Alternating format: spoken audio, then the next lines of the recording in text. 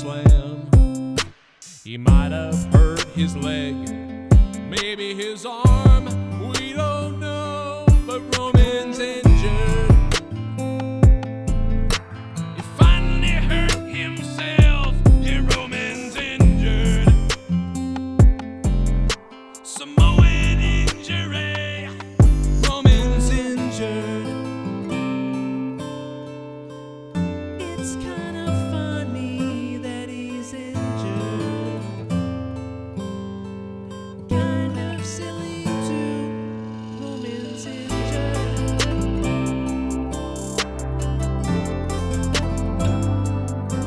Roman's injured. Roman's injured. Oh, Roman's injured. Kind of silly to me, but Roman's injured.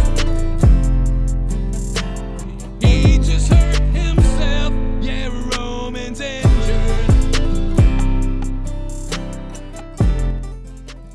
I don't know, it's really not that funny that somebody's injured, to be honest, but the rumor is that Roman's injured with some sort of injury. I think it's a minor thing, because like a lot of people are like, oh, you know, he hurt himself, and they're not saying what it is, and so to me, like, I think if he had something like massive, that means there's two things.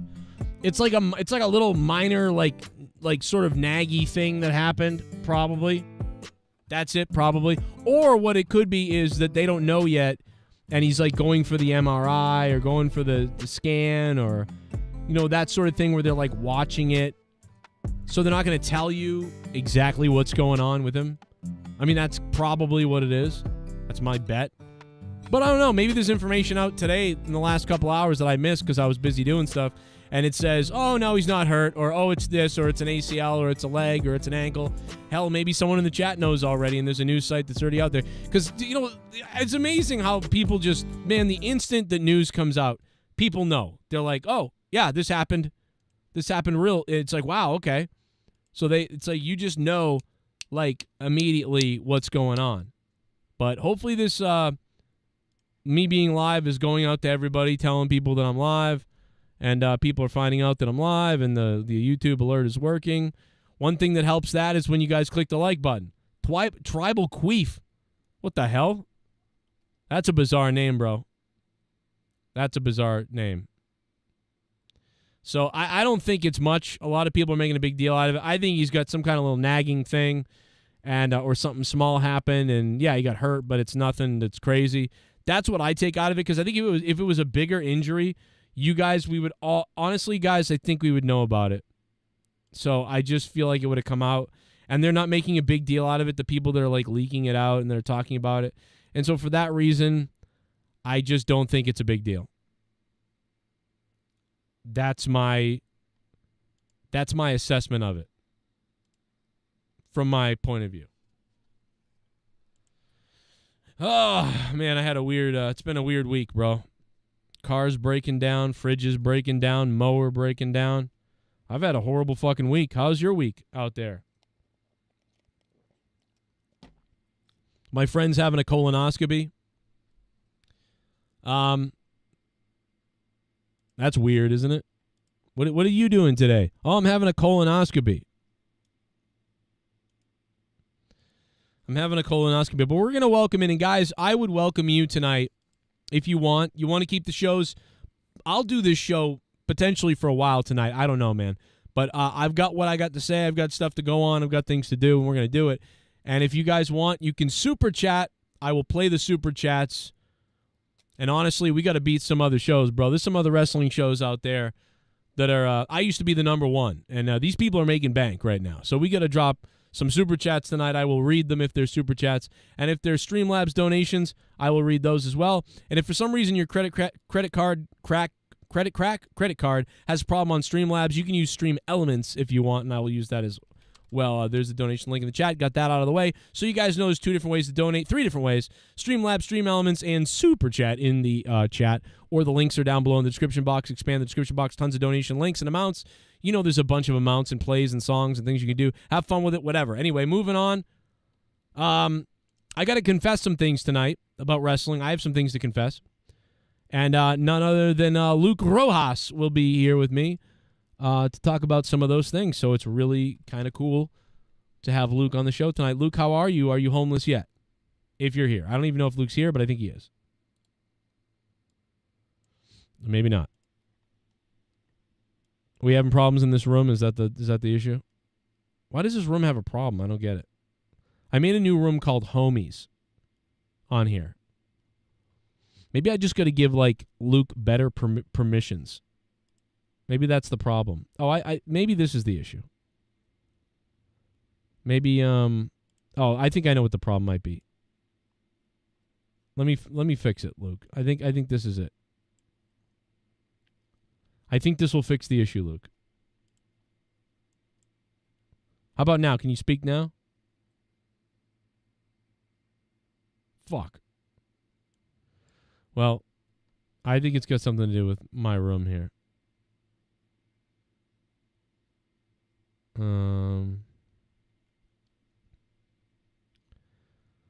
Use voice activity. We'll green that.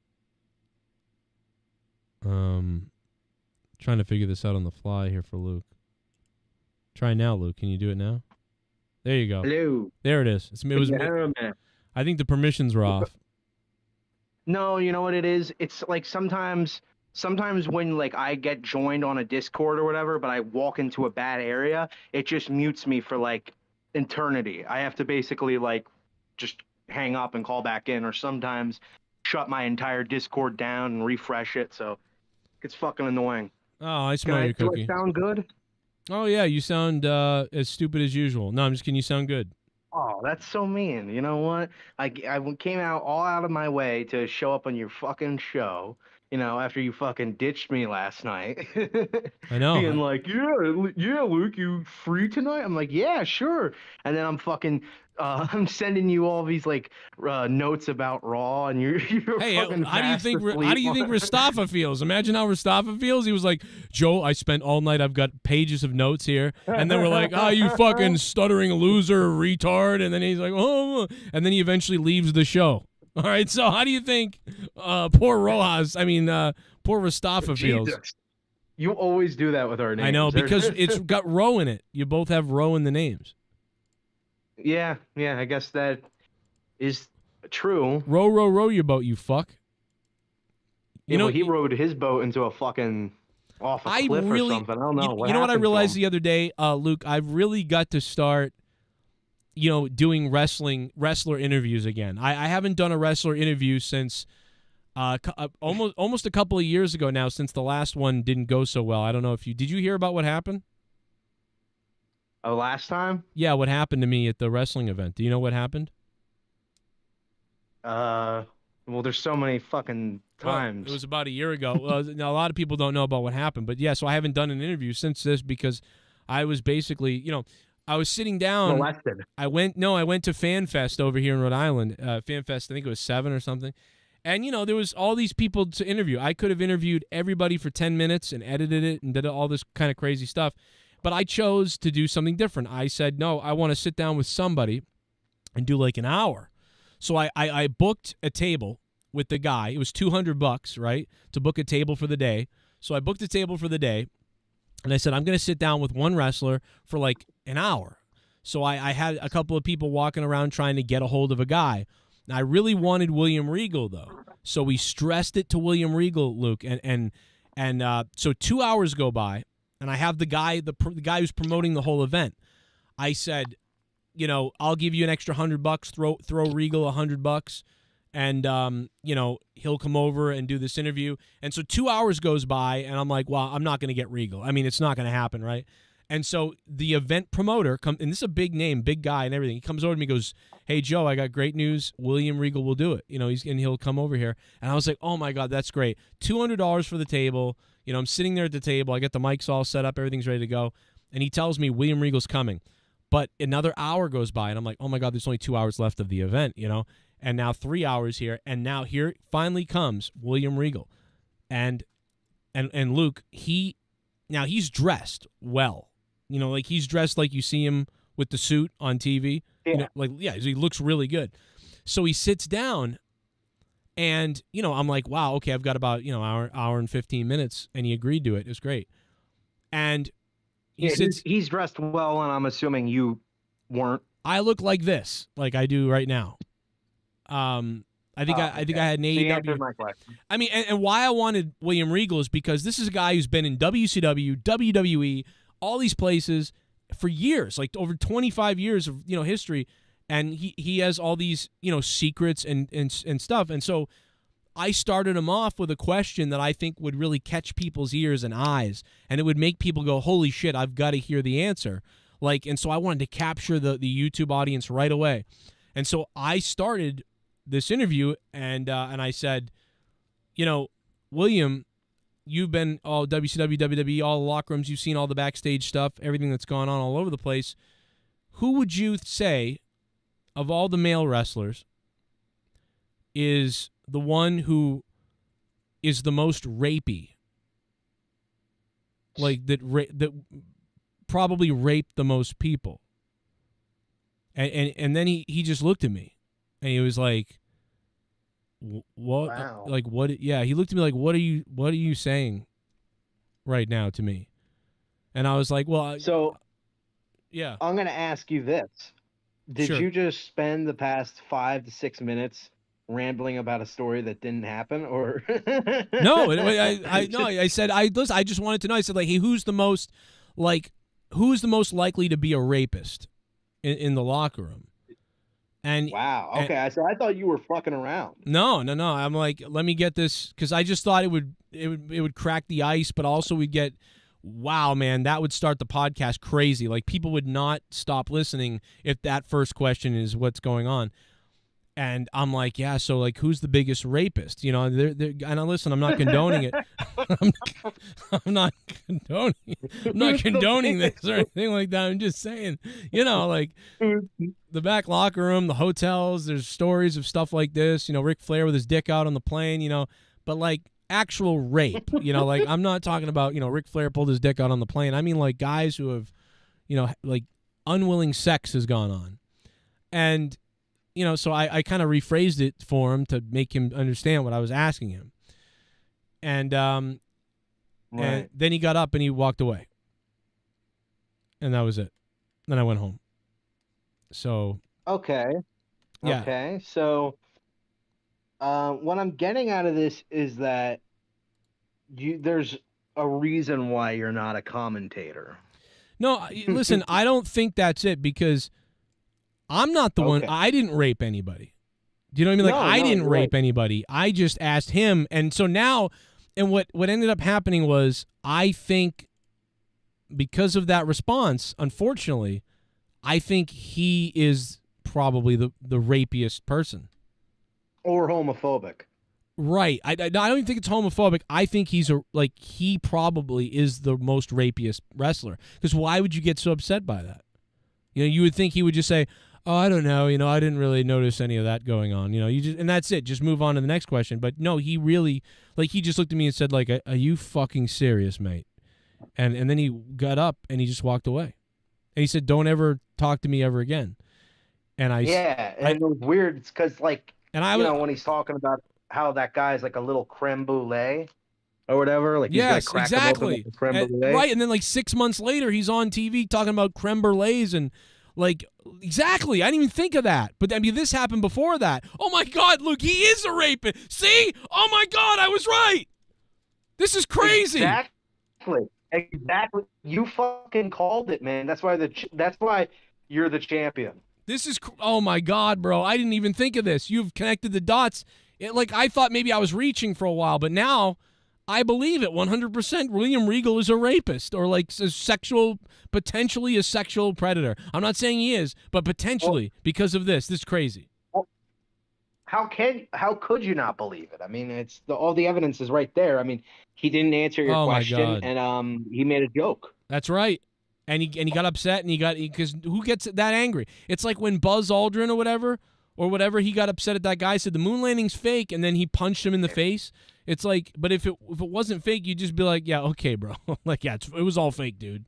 Like, you wouldn't even care. But, like, why'd you get so mad about it? Because it's probably true. And that's probably what happened. I wish I had the clip right now, from AEW of Regal. I don't know where it is. I don't remember what he said to pull the clip up enough, but it was funny, and I don't remember where it is. I wish I had it. I'd play it right now. I don't know where it is. Yeah, but anyway, I mean, it was just crazy, man. That's a damn fucking shame too, because you know what? We could really expose that guy on the air for all the lies, basically. Yeah, and I just want to say that, I mean, I had an hour with him, and I got about 7 minutes, and it was awkward, to be honest. It was insulting to me, and the promoter, never talked to me again after that, too, and so for that, I just want to say, fuck you, William Regal, and fuck your son, too. How about that? So just want to throw that out there. Oh, shit! Monetize that. I'm kind of fat. Monetize that. You can monetize that. I'm kind of fat. Oh, the ghost from the coast! I'm kind of fat. Monetize that. Buy me a mask. Buy me a mask. Buy me a mask. Do you have $150? Buy me a mask. Would you please buy me a mask? Buy me a mask. I can ask. Buy me a mask from Tommy NC, and I'm gonna monetize that. Buy me a mask, buy me a mask, buy me a mask, buy me a mask, buy me a mask of pyroclastic flow. I don't like blacks, pyroclastic flow. I don't like blacks. Ask me that, ask me this. Monetize that, monetize that. Can I get a mask from Tommy NC? I'm fat. Can I get a mask? Can I get a mask? Can I get a mask? I want a mask. Can I ask? Can I get a mask? Tuesday night jizz. Tuesday night jizz. Tuesday night jizz. I should have named it that. That would have been better. Hey, am I sounding good so far? Yeah, you sound great. I'm using new headphones. But they're not that good. I turned the quality. I turned the Discord quality all the way up since there's only 2 of us right now. You know what I mean? Like, yes. So you should sound probably the best that you've sounded. Would you hear my fucking freak out on J-Rod? And you were like, it's best that I get Luke alone for this one before he gets into another rant. No, I don't even remember. Oh, no, I know what you're talking. Well, listen, bless J-Rod's heart, right? I love J-Rod if he's listening, but he wasn't the only one. Man, he wasn't the only one. I don't know what's wrong with him, but he comes on shows and he's kind of like just lingers there. And he says something after everybody says anything, and it's nothing that he's saying. It's like he's just listening, and he's going like, "That's what I say." It's like, no. What he says is annoying. Like, and he isn't the only one who does it. Pico does it too, and fucking Garguts. No, but Pico adds things like, I swear to God, J-Rod just says things like, "Fuck him." No, Pico adds things. I just don't like the whole, like, there's a bit that's obviously going on that people are laughing at in the chat. Yeah. And for someone to have to be like, can we, like, move on to a different topic, please? And then it's like, okay, well, then what did you guys think of the Brock Lesnar-Cody Rhodes match? And then nobody opens their fucking mouth. I'm like, dude, are you serious right now? I heard it the other day. I was just... Yeah. Like, I'm fucking aggravated. It's like people are talking over each other, and then they're not talking at all. And yeah, I know, I totally get it. You were right.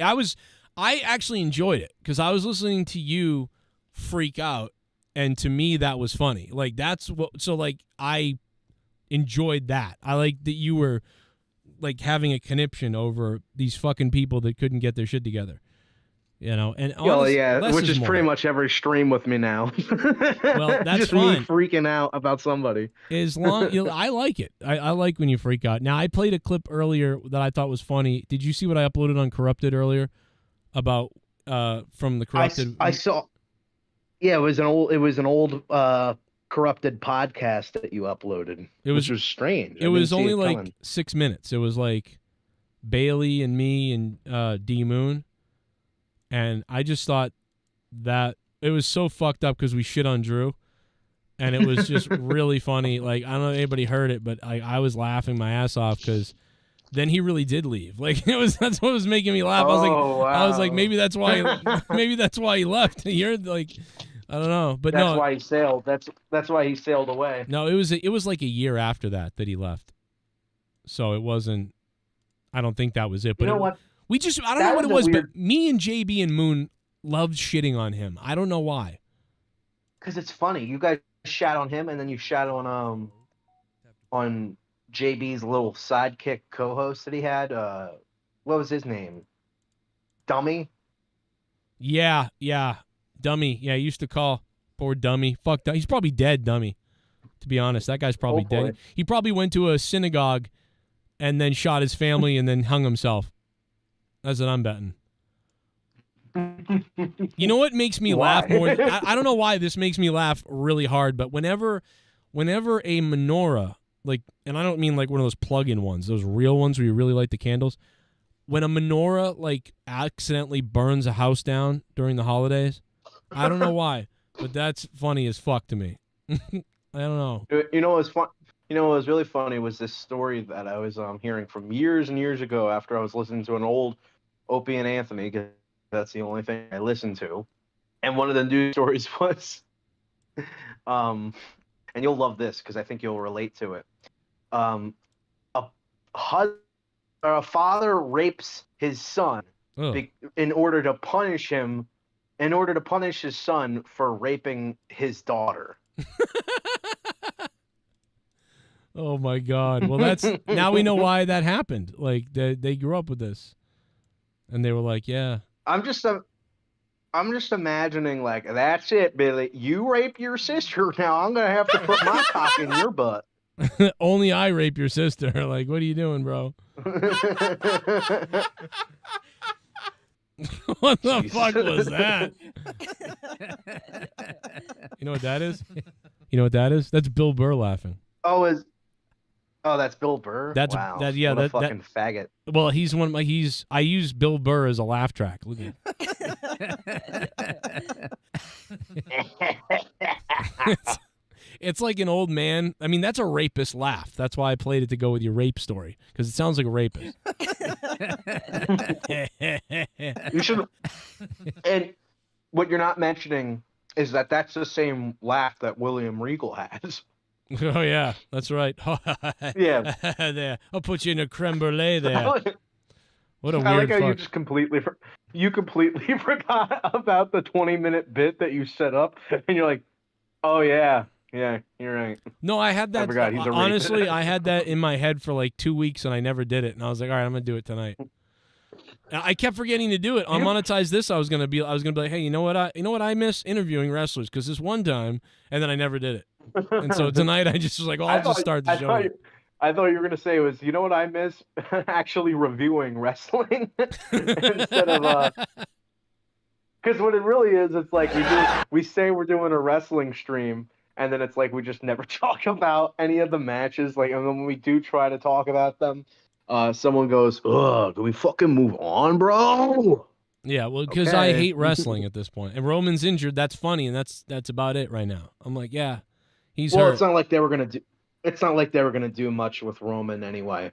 That's true. Like he wasn't gonna probably defend his title, and he wasn't gonna. So it's like, as long as he's not hurt indefinitely until 40, where they have to strip the titles, then it's fine. Did you hear I'm gonna them? tell you right now.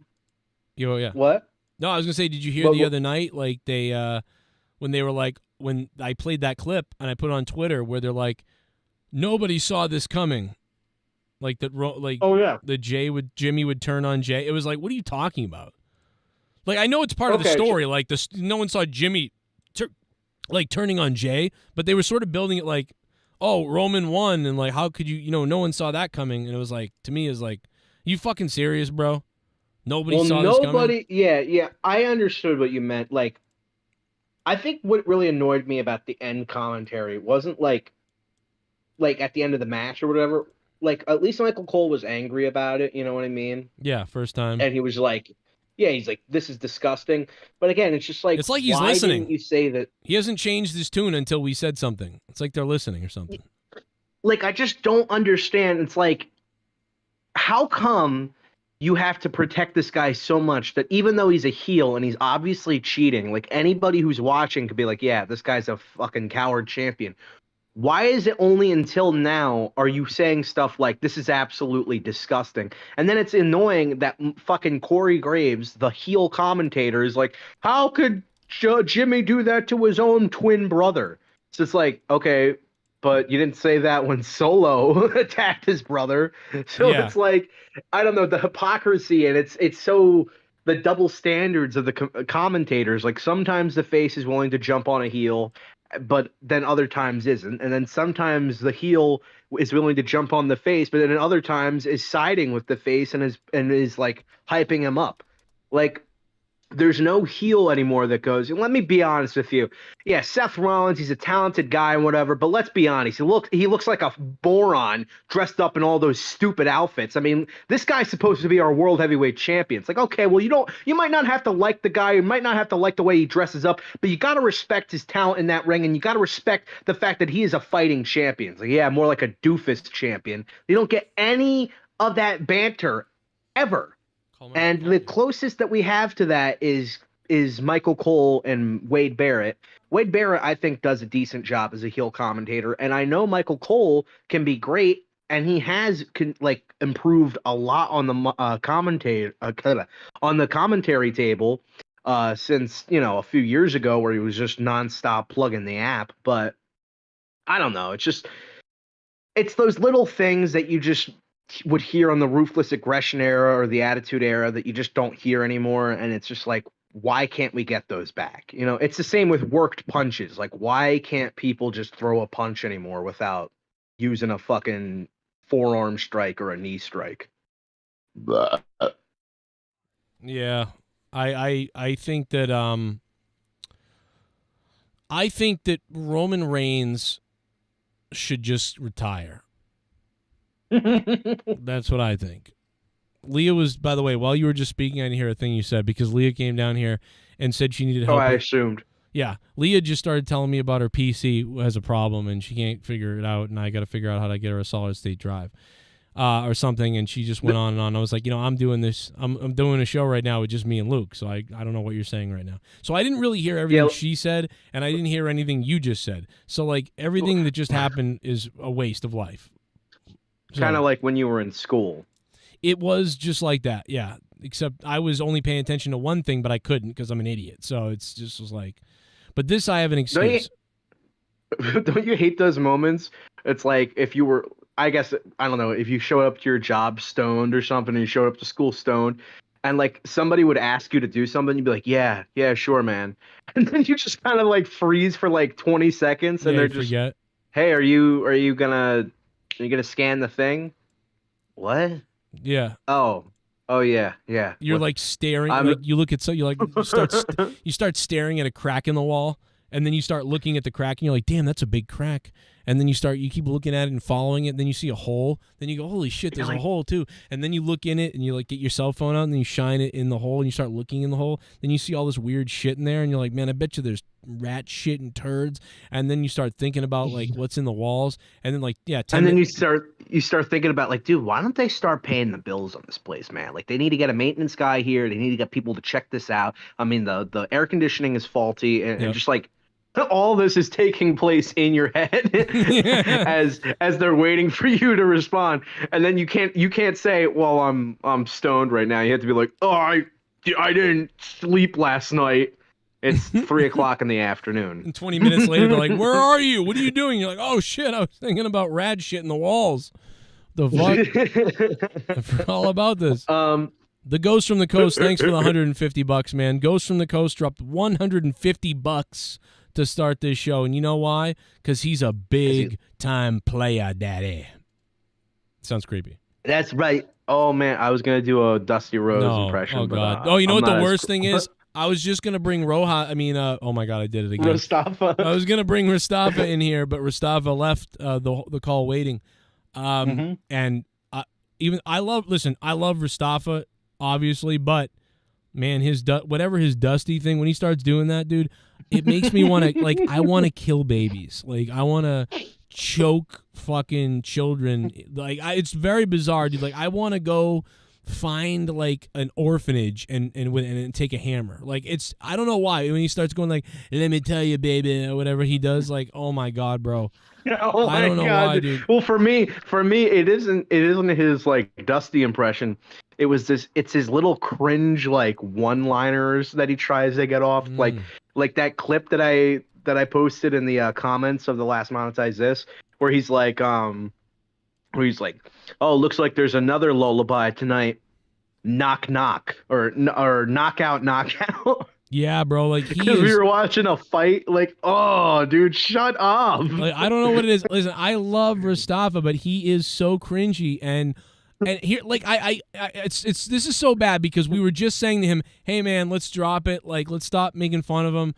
Let's just do the wrestling review, Mustafa." But I can't help it, man. It's a glitch. You fucking stuttered, bro, and it's so, dude. It's actually freaking me out that he doesn't just that he can't say like, yeah, I think I stuttered there, and there was a glitch at the same. Like, it was obviously a stutter. It wasn't even a glitch. That's the crazy thing, is there was actually no glitch. He stuttered. We've proven it. We've proven it. We've literally listened to the clip. Dude, that's why I was getting so pissed off, because I was like, I even said it. I'm like, dude, I think you are a fucking crazy mental person. Like, I think you have fucking mental issues. What is wrong with you? And he's like, oh, what's wrong with me? Oh, okay, man. You're the one getting crazy. I'm like, dude, it's because you won't admit to it. And you're like, and he's like, admit to what? And I'm like, don't pretend now that you're like that you don't know what I'm talking about. Like, oh, that's the shit that annoys me about him. He does it's like the Dave Rose thing. He just starts going like, well, you must be crazy because like that's what he starts doing. Listen, watch this. You think this is crazy? Look at this. Hi, my name's Mustafa. Actor, singer-songwriter, musician, activist, and a bunch of other labels that I can't even think of right now. It was on that last day of May. Jesus Christ. Hold on. Hi, my name's Mustafa. I know, with his actor, dumb...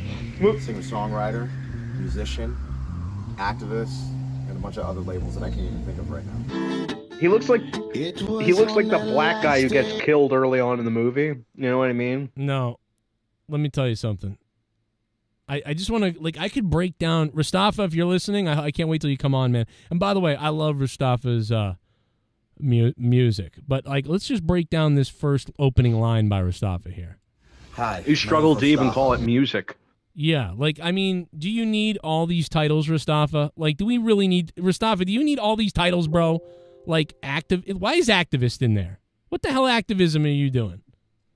And what's with no wrestling reviewer or something like that? Why not put that there? I would argue that Mustafa is more of a wrestling, talker, fan, than he is an activist. Yeah, unless there's things that he's doing that I don't know about. Maybe there are, but I think he's more of a. And how come this is okay to admit, but you can't tell us about a girlfriend? But this is okay. Yeah, I don't understand. What is going on here, Mustafa? Actor. Singer-songwriter. You're an actor? And is he an actor, too? I didn't know that. Did you know Mustafa's an actor? He looks like he got dressed up for, like, 70s throwback day at school. Like, this is the fakest looking haircut I've ever seen. Dude, those sideburns don't look real. Let me tell you something. I would bend him over that fucking bridge right there, or that porch. I know you would. I know you would. Dude, this is so, like, this is made to be sexy. I don't care what you say. Wouldn't it be funny if the bridge, that like fucking flimsy wood, just cracked and he fell into the ocean? He fell backwards into the water. Hi, it's me, Mustafa, actor, activist, songwriter. Oh! I'm gonna be honest. When I saw activist, I thought it said autism. And that's why he lies about shit like, oh, it's a glitch. Like, no, it's not. No, it's not. No, it's not. It must be mental problems. I'm a fucking activist. All right. Exactly. Fucking yeah, like Jesus. I'm sorry. I believe the autist part, if that was on there. No, I'm sure that he probably has something like that. Same with me. I have ADHD, and I for the longest time, they thought I was on, like, the autistic spectrum, and then I found out I wasn't, so I was like, yeah. I said that, too. I was like, oh, I'm autistic, whatever. Yeah, and then I found out, oh, I'm just a lazy fucking idiot. I thought the same thing for a long time. And, my mother tried to believe that's what it was. Nope. It's just I'm a loser. Let's see what else happens here. Jeez. Big George Floyd was riding on his way. It's pretty good there. About to pick up some cigarettes. Feel a little ease, I guess. You know what we got to do? That's pretty good. We got to get like, oh man, I wish my Super whoa chat shit party. If my show was bigger, we'd bring him on the show. Allison Tuckwab dropping a $4.99. Thank you, Allison. What's up, Allison? Hello. Sorry, Allison, appreciate it. But Ghost on the Coast dropping the 150 earlier. Allison, we love you, Allison. Let's go, Brett Favre. But no, I would love to. Allison, thank you. I hate that. I would like how love. I wish we had a studio. Use this. What? I like how you still use this shitty photo of me. I hate. Yeah, send me I hate some that more. photo, bro. Send me a couple more. I'll Photoshop them. Those are the ones I said, hey, send me some pictures of you so I can use them for the show. You sent me that. That's your fault. It's not like I grabbed them. Yeah, that was like months ago when I was like way fatter. Like Yeah. I've lost a lot of weight. Oh, well, I okay. probably gained it back because I fucking got complacent. Well, but... send me a couple more good ones, and I can Photoshop. You know what I mean? And I'll put them in there. But no, I'll do one where I'm like eating shit out of the toilet and I'm like yummy. No, do one where you're going like this into Rastafa's head and there's blood coming all over the place. That's funny. I don't know how to Photoshop because I'm inept when it comes to technology. I'm like an old man, young person. Okay. So I'll just do the picture where I'm pretending to eat something, and then you can put a sandwich there, or a burger, or a cock, or Rastafa's fucking hair. When you were younger, did you see black kids and were like, "Oh, I have to touch their hair"? What the fuck? No, I didn't think that. What the hell? I was that type of white kid who I would like hang out with my black friends when I was a little white kid, and be like, well, I mean, as white as a fucking guy with the last name Rojas can get, you know? Yeah. And I would always be like, bro, your hair feels awesome, bro, because black people hair felt like silly foam. You Jesus. know? I felt like a. I thought it felt like jail, but that was me. I would love to. I would love to have Rastafa. I'd love to have a studio again, have a bigger audience, have like 1 million subscribers. I would hire Rastafa to be like the music guy. Like we're taking a break, and every time we come back from break, Rastafa's kind of playing a tune, but only for like 30 seconds because I can only take it for like 30 seconds. We already have you. I know, but you know, he does have a pretty good voice here. Listen to Rastafa. You know, Rastafa reminds me of my friend Chris that I had in middle school, and Rastafa, I this means a lot to me. I get along. There's a bunch of personality types that I get along with, and it's weird. It's like I find the same friends throughout life that are very similar in many ways because there's these certain personality types. Although I get along usually with just about everybody, but there's these certain personality types that are repetitive. But there's one personality type that I get along with for like a little while, but we always end up breaking up in a way, and it's my fault.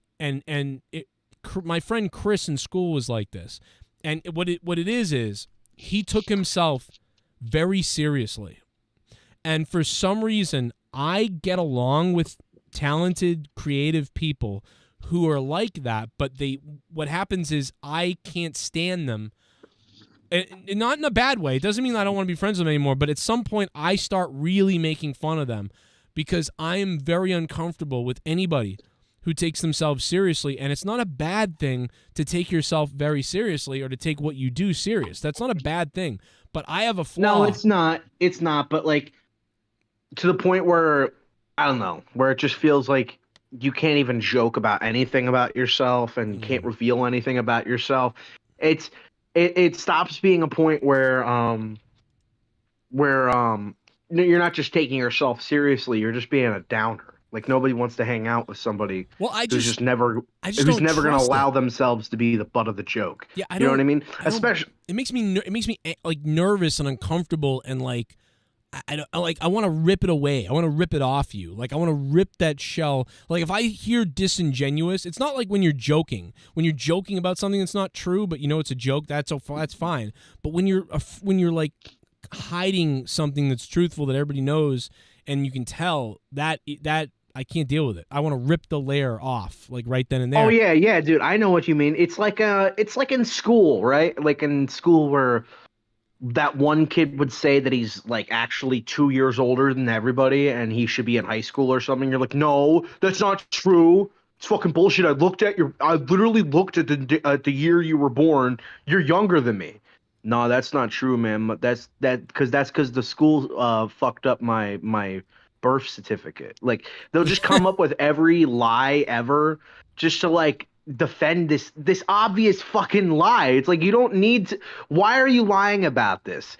You're making me fucking aggravated. You make me want to like literally hit you in the face over something that's so stupid that nobody cares about, and you're making me care about it. That like it's ultimate heel work right there. Like if Mustafa was in the WWE, he'd be getting Dom heat. Yeah, like with Mustafa, he reminds me of my friend Chris, because I would pick on my friend Chris so much that I think eventually, like Chris, like he like left, like he wasn't my friend anymore because I think he got annoyed with me. He got sick of it finally, because he was being so serious and I was so trying to chop him down, and he finally got pissed off.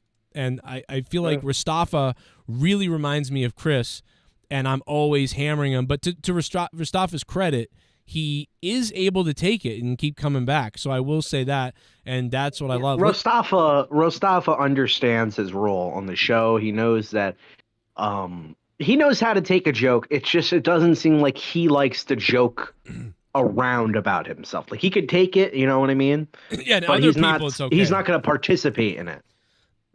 Well, other people it's okay too. Like he can joke. Like we're making fun of somebody else, it's okay. But that's what it is. Like I make fun of myself, whatever. I make fun of other people, it's okay. But when we get to him, it's like it's not okay, and it's like, what? So like anyway, he doesn't make fun of anybody anymore. Like really? You know how he makes fun of people? How does he do that? He doesn't make fun. He'll just be like, yeah, man. I mean, she is absolutely out there. You know, he'll make like one of those gay ass one-liners. So he'll be like, yeah, that fucking fat pig, and he'll be like, well, there's another word that starts the breakfast, or like some stupid shit like, the most important meal of the day for her is breakfast, lunch, and dinner. Am I right, guy? Like so, like super safe. You know what I mean? Like very like safe. Dad. Not really trying to go after anybody too much. And he'll usually be like, you know, in all seriousness though, I am only joking. Like nobody thought you were a bad person, Mustafa. And that's where it's like, Mustafa, I want you to know that right now we aren't being that serious talking about you. Like we're kind of pulling shit out of our ass so we can like have a bit to talk about you, because it's just funny seeing your fucking dumb face with your dumb name. Oh my god. Oh, let's hear some more of it. And your cross around his neck. But yeah, like, and the mask on while he's playing guitar, the surgical mask under his chin, like he's about to go into surgery. Honestly, I forgot what I was gonna say, but it's something making fun of him. A songwriter, me being a creator, my job is to take a look at the world that's around me, document it, and yet at the same time feel the need to do something about it. Wouldn't it be great if like a fucking bird just took a shit in his hair flying by? A bird takes a shit on him. Yeah, no, or he's like, and I love being in nature. I love being with the wild, with the animals. Oh, you fucking cocksucker! You just shut up my fucking head! Like he goes insane. Yeah, we can get the raw footage of the bird shitting on his head. And he finally loses it. Like that's where the nice guy Mustafa just disappears and like the real fucking monster that he is. Oh my god, dude! Can you just imagine a big shit splatters on his head? Oh my god, I can see it just getting in there. What I was gonna say is, it feels like recently Mustafa has a hard time of like talking about his own opinion on wrestling, and it's like I like his opinions, and when you talk to him, he doesn't feel like he's using his opinion, and he feels more like he's giving the answer of like I've said this before, like where he feels like he's got to take the approach of what the company is thinking. You know what I mean? So instead of being like, I didn't like this match, you know, I didn't really like the ending, I think it's stupid. Instead of like, now the ending was strange, but what the WWE are hoping for, and this is what I think. I know what it is. To turn this into a WrestleMania feud. And, you know, when the Rocky, they're going to have a Rocky Balboa redemption story in Philly. You know, like he feels like It feels like he's I know more what it is. talking from the perspective. He's listening to Meltzer. Creative. He's listening to Meltzer too much, and he's literally like doing the Meltzer thing. He's pretending he's Meltzer. He's like, here's what WWE's thinking. Like, do you know what I mean? So that's what I'm saying. Like, he's listening to that, and he's then spewing it out as if he's involved in that. Do you know? Like, I feel so bad. it's love Mustafa. I love we Mustafa. love you. Mustafa, are you listening? You should call up Mustafa. No matter what the criticisms We were- of what others we're only half say, serious. that can't be done about it. What the fuck? Those three Oh man, words, Mustafa's going to BLM riots. I mean, no. Oh no. Black Lives Matter is exactly what this whole album is about. Oh my God! What? Mustafa said he wasn't involved in this stuff. He made a whole fucking album about it. Didn't he just say, like, yeah, I talked to him about it, and he says he doesn't support the organization. Yeah. Wait a minute, Mustafa. What the fuck is going on? You made a whole album guess about it. Like, I guess he supports the movement. Okay. That's understandable. Well, he is saying he's talking about the world around him. It doesn't mean that that's like he's 100% behind everything. He's just talking about the world around him. So He that's probably is behind it. Oh well. Right now, I'm kickstarting a marketing campaign to do my very first EP that will later become an album. Oh, so he's trying to grift off the BLM stuff like everybody else. Yeah, like he was Mustafa, yeah, activist. Yeah, he's actively trying to enhance his career and get it fucking This is shoot crazy. star up to the fucking stratosphere. He doesn't give a shit. You know what? I got to be honest, guys. And I just want to tell everybody right here, right now, that my Kickstarter is coming in a week. Oh, shit, bro. Hey, I'm going to start a Kickstarter myself. I got a Kickstarter coming, everybody. And here's let's just a little preview right here. Here, a little preview. Look at this. So much injustice. So much injustice. Oh, hey, how you doing, everybody? I'm Joe Cronin. Singer, songwriter, activist, advocate, most importantly. I take a look at the world around me and realize the problems that are going on in the world. It's never been as big of a struggle as it is right now. It's never been a more confusing time for everybody, but not just everybody, mostly our black community. And because of that, I've written an album. And it's about giving back. It's about regret. It's about shame. It's about dishonesty. It's about injustice. And it's about reconciling those injustices and things that have gone on in our past that our culture, my Caucasian white culture has done to the black community to negatively affect it. But my album is about what we can do to lift it up on high, so to speak, and how to prop it up and how to sort of have that empathy for your brothers and sisters and our African-American brothers and sisters and give them back what they should have had all along. And that means, you know, you don't give your brother-in-law $10,000 to help him start a business. You give it to Jamal. You give it to James. You give it to Jimmy. You give it to people who didn't have parents that could help them because their parents came. Listen, the bottom line is my album's coming out in a couple of weeks. I'm at one with nature about it, and we're going to lift up our black community. Black Lives Matter, and I wrote an album about it. It's called Suffer No More. And in that album, if you help me fund it, I'll be recording it in a high-end recording studio with some of the best equipment around. And all of the people operating the studio, it is a black-owned studio, first of all, black-owned studio, so they will receive all the funds. And everybody that's producing it is African-American, except for me, of course. Yes. I don't mean to interrupt. But you also said that if you reach to $15,000 within the month, you will go into Harlem and actually start singing some of your songs. Absolutely. I'm going to go into Harlem, guys. It's going to be, it's never been done before for someone like me. You know, I've never been to Harlem, and I know that a lot of people would say, Joe, what do you know about people's problems and people's suffering? But I know a lot, and I think I can bring that touch, and it's important to sing the hymn with me. Everybody sing the hymn with me real quickly. All right. Equality. No, it goes like this. It's our fault. Give back the land. It's our fault. Help the black man. It's our fault. We brought you from your land. It's our fault. Help the black man. Help the black man.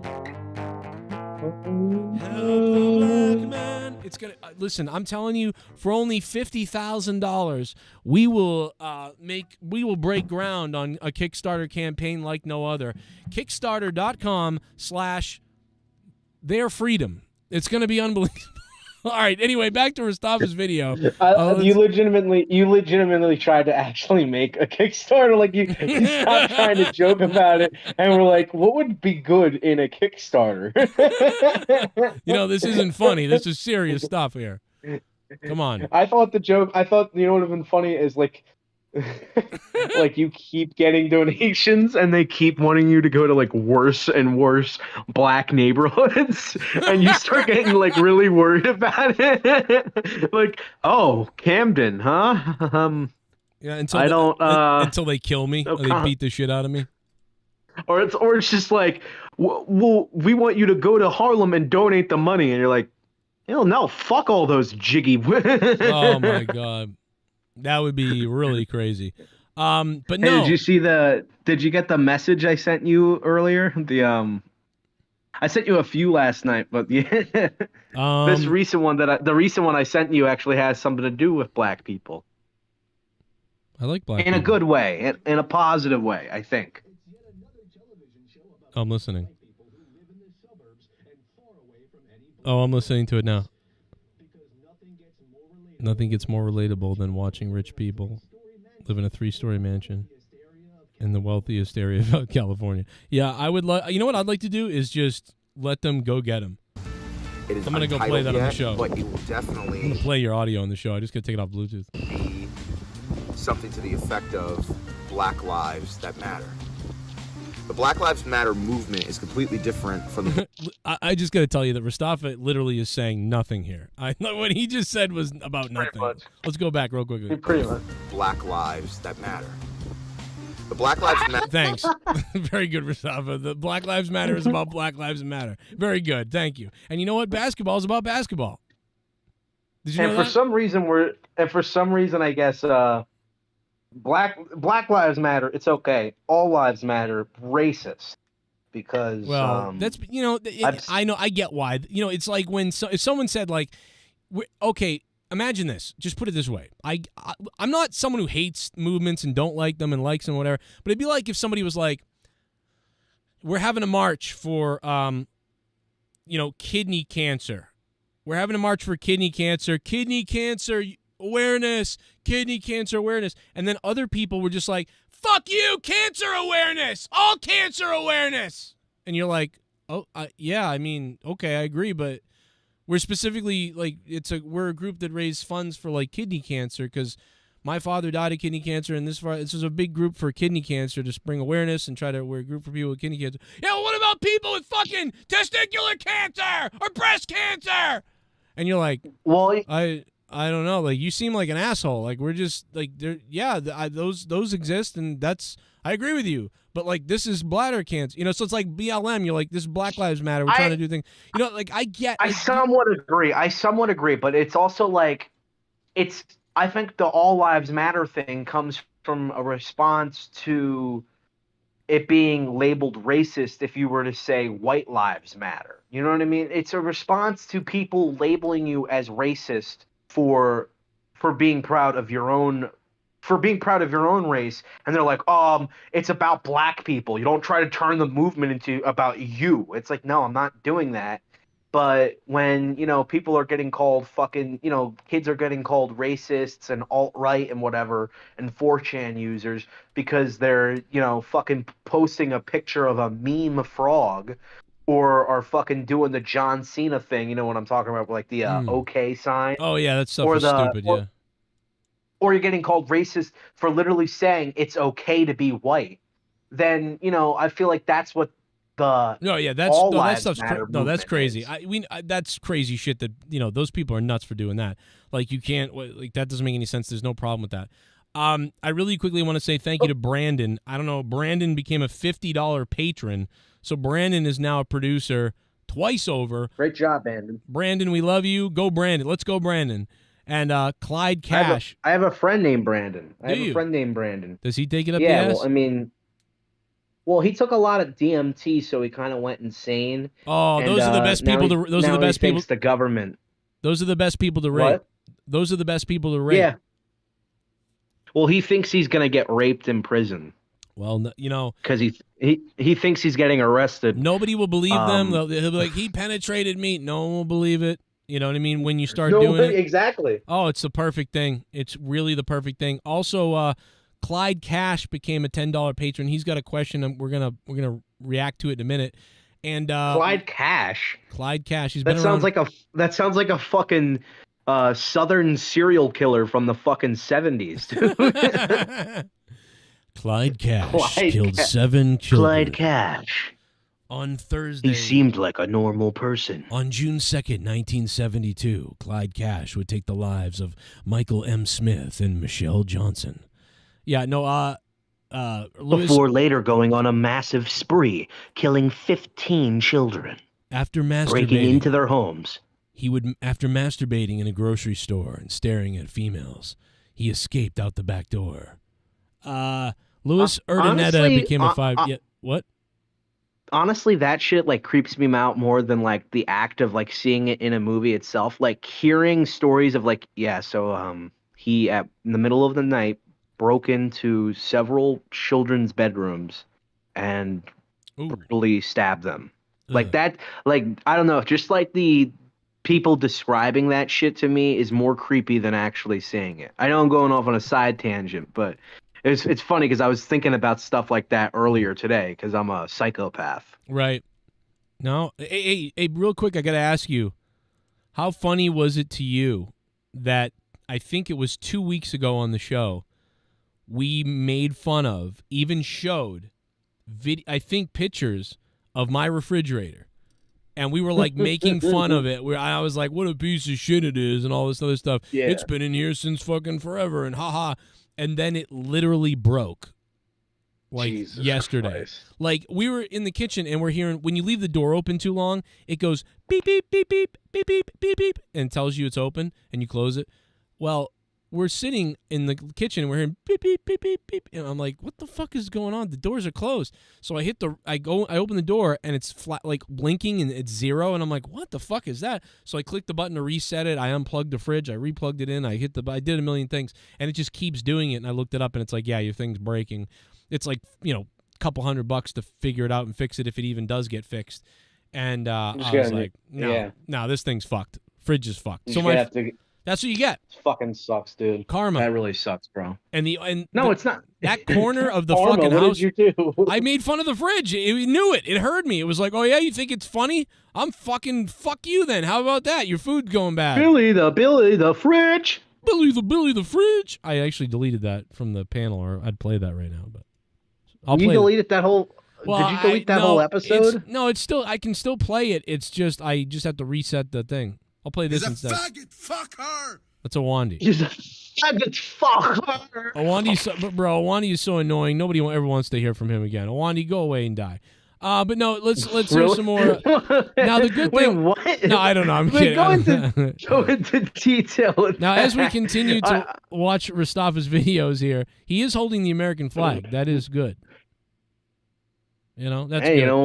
You know what? He puts more production value into his videos than I do. I just sit in front of a camera and complain about shit that I see on YouTube. You know what I got to do? I got to go to these things and wear BLM things and then but then yell things into a megaphone that don't make sense. You know what I mean? No, you should just put that blonde, pink wig that you have on and just pretend you're a trans. Yes. But then be like trans rights over black rights and I'd say crazier things.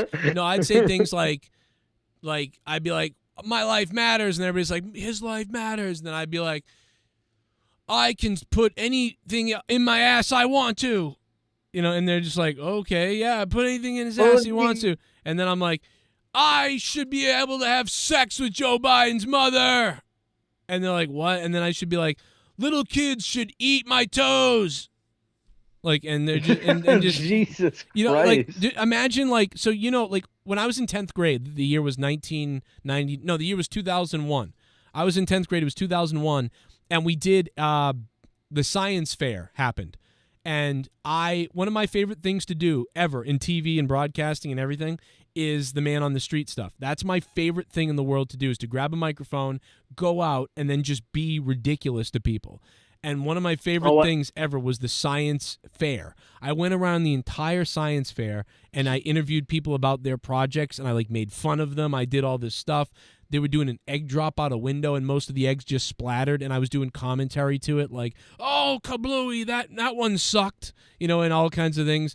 And I went upstairs, and I was like, I was like, do you realize, Samantha, that I watched all the egg drops all day long, and yours was definitely the worst one? Did you, when you got home and you thought this is how it's going to go, did you expect it to be this terrible? And then dude, it's so fucking crazy how parallel our lives are, because I used to do this same fucking shit, only I would never I never posted my videos anywhere because I never had bothered to edit them. Mm-hmm. But I would just record. I'd be like, yeah, I'm thinking of starting a man on the street type podcast or something like that, where I just interview random people, and I would go up to teachers and stuff, and I would just mess with them. I'd be like, how does it feel to basically be living a useless life or something, something like that, just messing. Yeah. Or dude, there was somebody with a long one. I remember, and I said something like, you do realize that this is inappropriate for school, right? And I held it up in front of the teacher, and I looked at the teacher and I said, you know what I'm talking about? Dude, it looked like a dick. It looked like a big dick. And the teacher's just like, well, it looks like a airplane. I'm like, if this is an airplane, then there's a store around the corner from me it's called fucking Adam and Eve, and they sell a lot of airplanes there. I don't know if this was during just class or if this was during me doing one of these interviews with my teacher, but I remember he was talking about. Oh yeah, I remember now. This was in class. He was talking about Auschwitz or something. Oh my god! And he's like, well, actually, in 2013, me and a few of the teachers from the school visited Auschwitz with a senior class, and I was like, well, that's impossible. Everybody knows that Magneto destroyed Auschwitz in the hit film X-Men Apocalypse.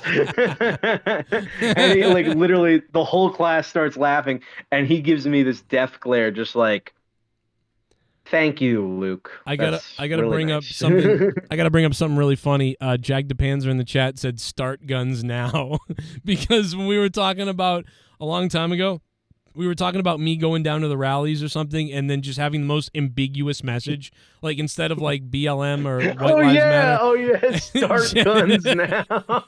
Jesse was like, "Yeah, how about go down there with a sign that says start guns now."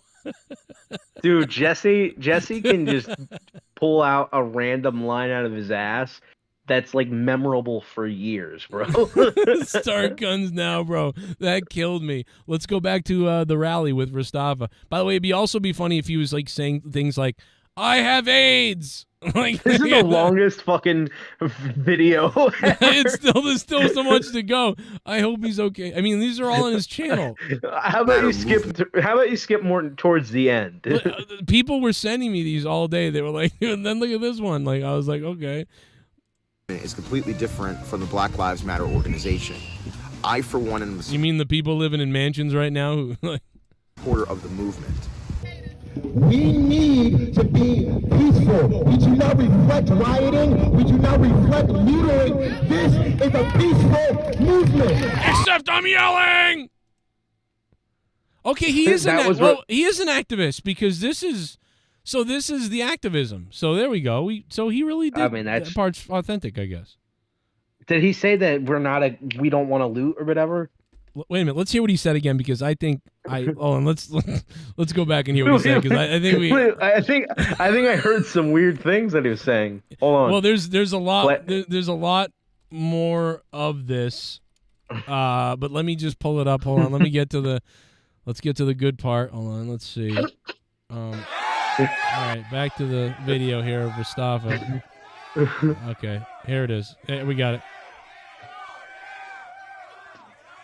And I'm calling on all you to rise up, and we're going to march down to the town hall and kill white people! Yeah! Oh, my God. Wait a minute. What? Mustafa, what? What? And then when we're done killing the white people, we're going to rape their children. Oh, my God. What? No. And we're going to impregnate them with our own babies and create our own American dreams. Then we're going to take those snow bunnies, drag them by their hair, and we're going to suck their pussy holes. Oh, my God. This is crazy. I've got to stop this. Like, Mustafa, what kind of activism is this, bro? What kind of activism is this? This is crazy. And then we're gonna burn synagogues down to the ground, motherfuckers. Wait a minute. Why is he doing this? I can't believe that. That's the worst part. Not here's black. The other thing. Get here's the fuck out my country. My name is Mustafa, and this song is called "Dead White Babies." Right. My name is Mustafa, and this song is called "It Was a Glitch." Look at the stupid white people that are all watching like, well, speaking of Mustafa. We know we're terrible. Look at this big fat white cow right there who's like, yep, this is what we fucked up. I fucked up. Fuck my privilege. Man, that's right. We culturally appropriated people. We all bleed the same color. And that ain't black. It's red. I don't even know anymore. It's red. Mustafa. How do I get Mustafa to perform live on the show? We gotta get Mustafa on the show with his song. I think we should stop listening to this activism before we really find out. Like at the end of the video, is him like looting a Target and like throwing a Molotov cocktail through a school. We have some more footage of Mustafa. Oh my God. No, but he's just fucking around. He's like, yeah, freedom, equality, and he throws this Molotov cocktail, but it accidentally like lands in a children's hospital, and you see his face go from like prideful to just like terrified as like all the children are burning alive. He's like, no, I didn't mean to do it. Oh my God. But no, wait a minute. Oh no. Uh-oh. Oh no, what's this? What this next part of the video? Oh no! Oh no! Mustafa, why? More of his speech. Why is this up here? Why did you upload this, Mustafa? Get this out of here! Oh my God! I can't believe he's involved in this. This is crazy. 9/11 celebration day. Oh my God! Look at this. There he is. No, he was saying peaceful stuff. The EP and album will soon be released, hopefully within the summer or in the early fall. But I need. Hey, does it have the same audio quality as this video? I'm literally starting a Kickstarter campaign along with a GoFundMe campaign that will allow people to donate. It'd be funny if right now he's sitting in front of a green screen. Can you imagine? What do you think he raised? Like for like because $2. This is old, but A few dollars. Come on. Fucking a few dollars and cents, you know. I just want to say that Rastava uploaded this to YouTube Kids. I just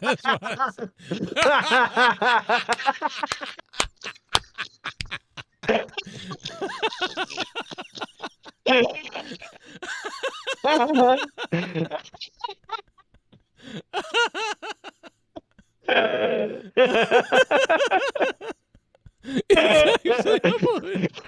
YouTube Kids. Stop his grooming kids.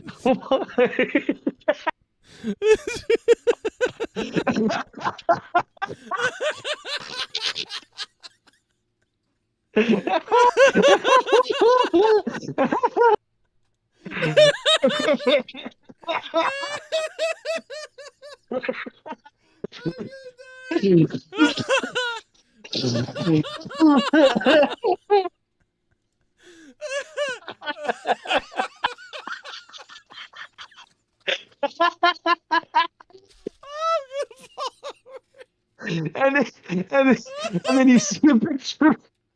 And you see a picture of his face, bro. And you see the kids tab. He literally looks like the type of person Shit bum. to Crack groom Pipe Shadow Movement children. by Killer Clyde Cash. Oh my god, I'm gonna fucking pass out. Oh my god. Oh. Oh my god, my side. Oh my god, bro. My lower back really hurts. Oh my god. I think I had an aneurysm from laughing so hard.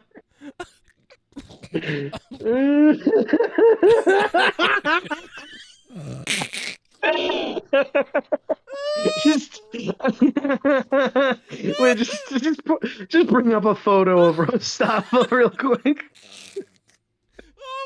And then put him next to a child's drawing.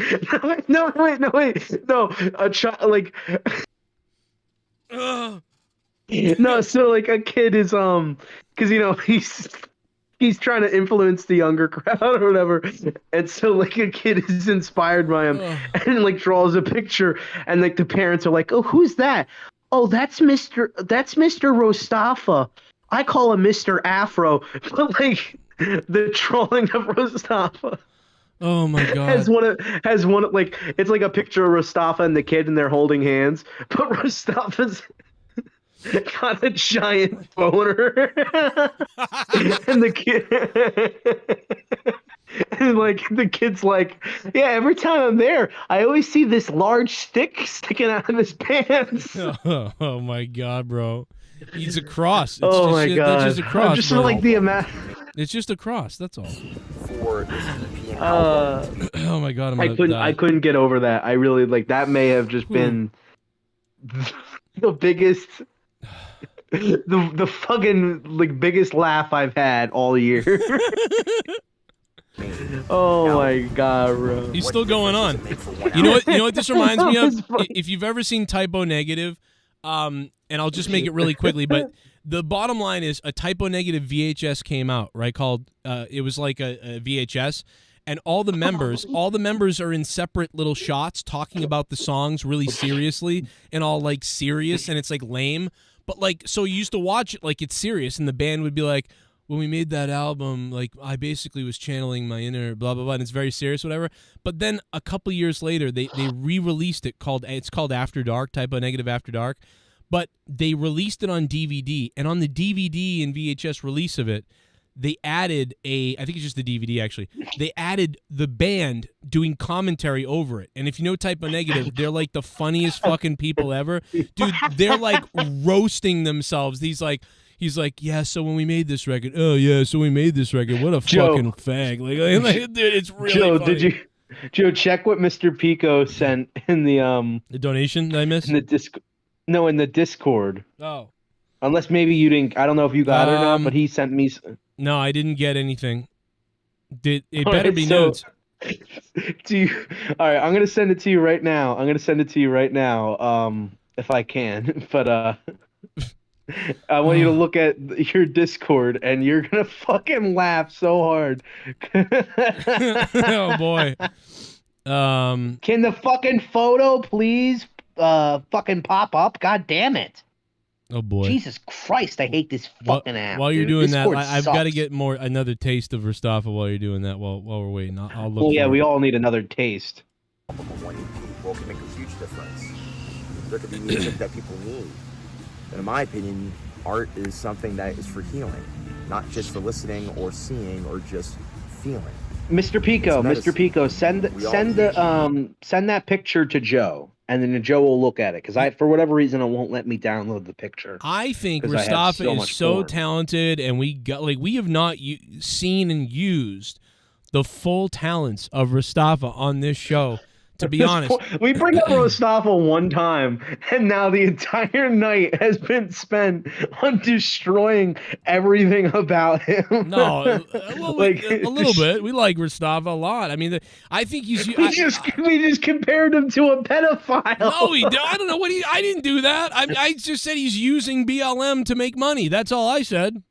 And for some reason, he's on the kids' YouTube channel. Like, it's very strange. Very strange. Like this is not appropriate. But you know what? For kids. You know what? I think speaking of Mustafa, let's get to a topic that Mustafa would absolutely love to talk about, and something that I would absolutely love to talk about, and something that you hate, but your channel is centered around, and that is some professional wrestling. Because last night, Luke, I want to get to wrestling, but I just can't. I've got to watch. Let me watch the last 30 seconds of this, please. I've got to know what he says next, and then we'll get to the wrestling. I promise you. And what at the end of the video is just like, I can't. This is all I'll think about. You know, like, and by the way, there's like 50 other videos, but like this is all. Yes. The end of the video is just him being like, and at the end of the day, I mean, black people really were better when they were picking cotton. Oh, he no, like come on. does a 180, and he actually hates his race. Oh well, he is half, right? So that. Yeah, it's Rastaffa, where are you? Call up Rastaffa. You were in the hold section earlier, and I thought we were gonna have Rastaffa on. That's why I was doing this. I think he saw that we were talking, and he assumed that we were just doing a Yeah, it's true. Yeah, but no, I was gonna have him on. I was gonna put him on once I saw that he was there. Not just my neighborhood. All right, here's the end of it. Your neighborhood. Oh my God, what? Through art, through storytelling, maybe we can help out the neighborhood. Not just my neighborhood, but your neighborhood.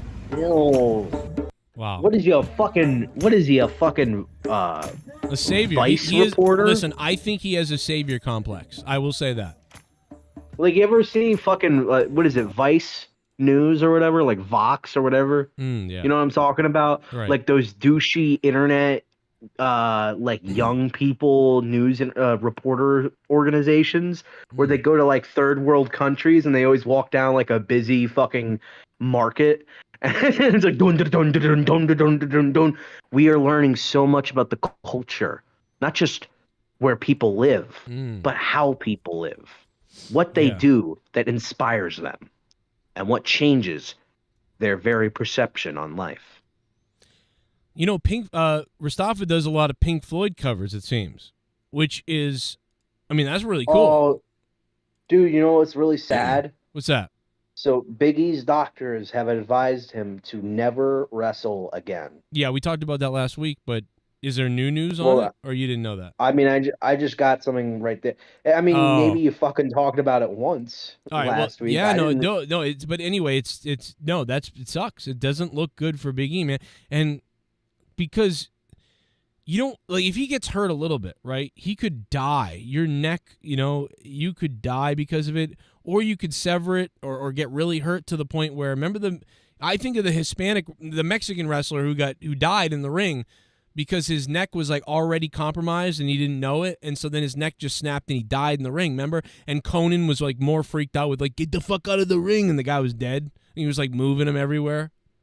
Cronin starts kicking him and stabbing him. Like, what the fuck? Come on, man, get the fuck out of the ring. What are you doing, man? We're gonna get fucked there. Get out of the ring. And it's like, Conan, this guy's fucking dead or something, bro. Conan's like, dude, Conan, he's dead. Conan's like, I don't care. Get the fuck out of the ring. and he didn't know. He's like pushing the guy all over the place. But anyway, speaking of Cronin, let's get to wrestling because I've been waiting to talk about some Raw because Raw last night, in my mind, was actually pretty good. Now, I don't know how everybody else feels, but I think I liked the opening segment. You know, I didn't think, me personally, I'm not that big of a fan of them trying to angle for a feud between Cody and Seth, but I don't know if that's the plan anymore because of Shinsuke's turn. But it's again, it'd be like right now, it just sucks because the only place for Cody to go right now is to go face Roman at WrestleMania 40. But that's so long from now. And you can't have the guy lose to Seth. You can't have Seth lose to him. So you can't really have Cody compete for the top championship on the brand right now. But at the same time, you have to somehow find a way to put him in an interesting storyline so his momentum still stays hot. I did not. So, I don't know. I didn't like Raw last night. Really, I don't know what the hell you watched, but I didn't watch it. I don't know. No, well, let me get to the points that I did like. I loved that Fatal 4-Way match. I thought that was really good, and I also just liked the fact that it felt like they tried to do a lot of interesting things and just focus on the wrestling and focus on making the championships seem like people are actually striving to like make it up the ranks. You know what I mean? I liked the LA Knight and Miz promo, although it doesn't make any sense that why LA Knight is on Raw. I thought there was a whole fucking draft, but I guess that just doesn't matter when they don't want it to. Fuck their draft and fuck them. Like, no, seriously, we said this when the draft happened. I started getting angry during the draft. I said, this isn't gonna matter, so why does this fucking matter? And like a fucking hair in my mouth. And it doesn't matter. And it's, dude, I hate them. I hate them so fucking much. If I ever hear the words draft, fuck the draft, fuck everybody, dude. Fuck them all. It's all fucking bullshit. I don't mind the idea of the draft. I just wish they would just fucking stick to the rules. They don't need That's why it annoys me. They kind of do in a way. They don't stick to it, so it doesn't matter. It's not mattered in forever. There's pros and cons to the draft that I think personally I would prefer if there was two separate shows. But that's just me because I grew up more around that era. Here's what I'd rather. I'd rather they grab like a couple people from Raw and SmackDown and create NXT as like the different show and then let Raw and SmackDown be a mix of the whole entire roster. That would be what I would do. I guess, I mean, I just want them, if they're going to do a draft, I want them to stick to the rules and make it feel important. That's why when they did the draft in 2002, it felt important because they felt like completely different. Well, not completely different, but they felt like two very different shows with two very different casts of wrestlers that would only show up on said shows. Same with in 2016 when they did the draft, and they really made an effort to make both shows have their own presentation. SmackDown would use like different types of camera angles that would never be used and like tried to like switch things up in the back where like they would do segments that they don't usually do and they had talking smack. While Raw was a giant steaming pile of shit. But still, you know, but they had very different casts of wrestlers and different storylines going on. And so both shows felt separate from each other. Now when people are just able to just go on to Raw whenever they want and go on to SmackDown whenever they want, regardless of which brand they're on, it just makes it's just annoying. It's like, okay, then what's the fucking point of even doing this draft every year? Yeah, because there isn't one, it feels like. But there still was a lot of things that I liked last night. Again, the Fatal 4-Way was great. Love that Chad won. I think Chad versus Gunther is going to be great.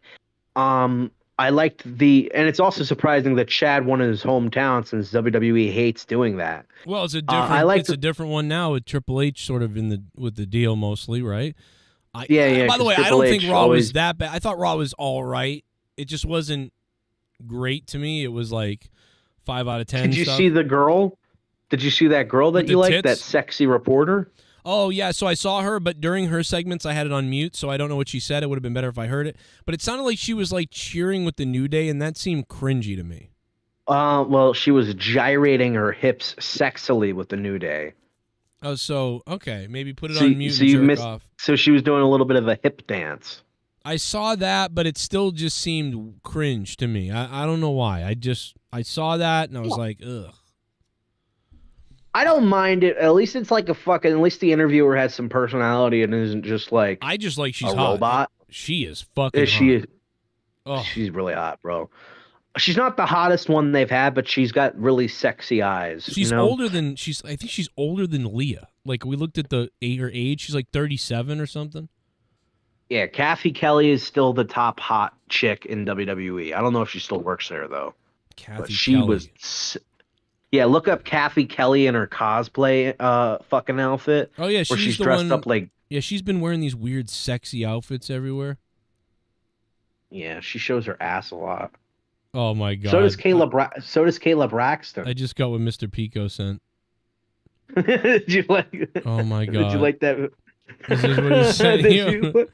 BLM. That's exactly what he looks like. Oh my god, bro.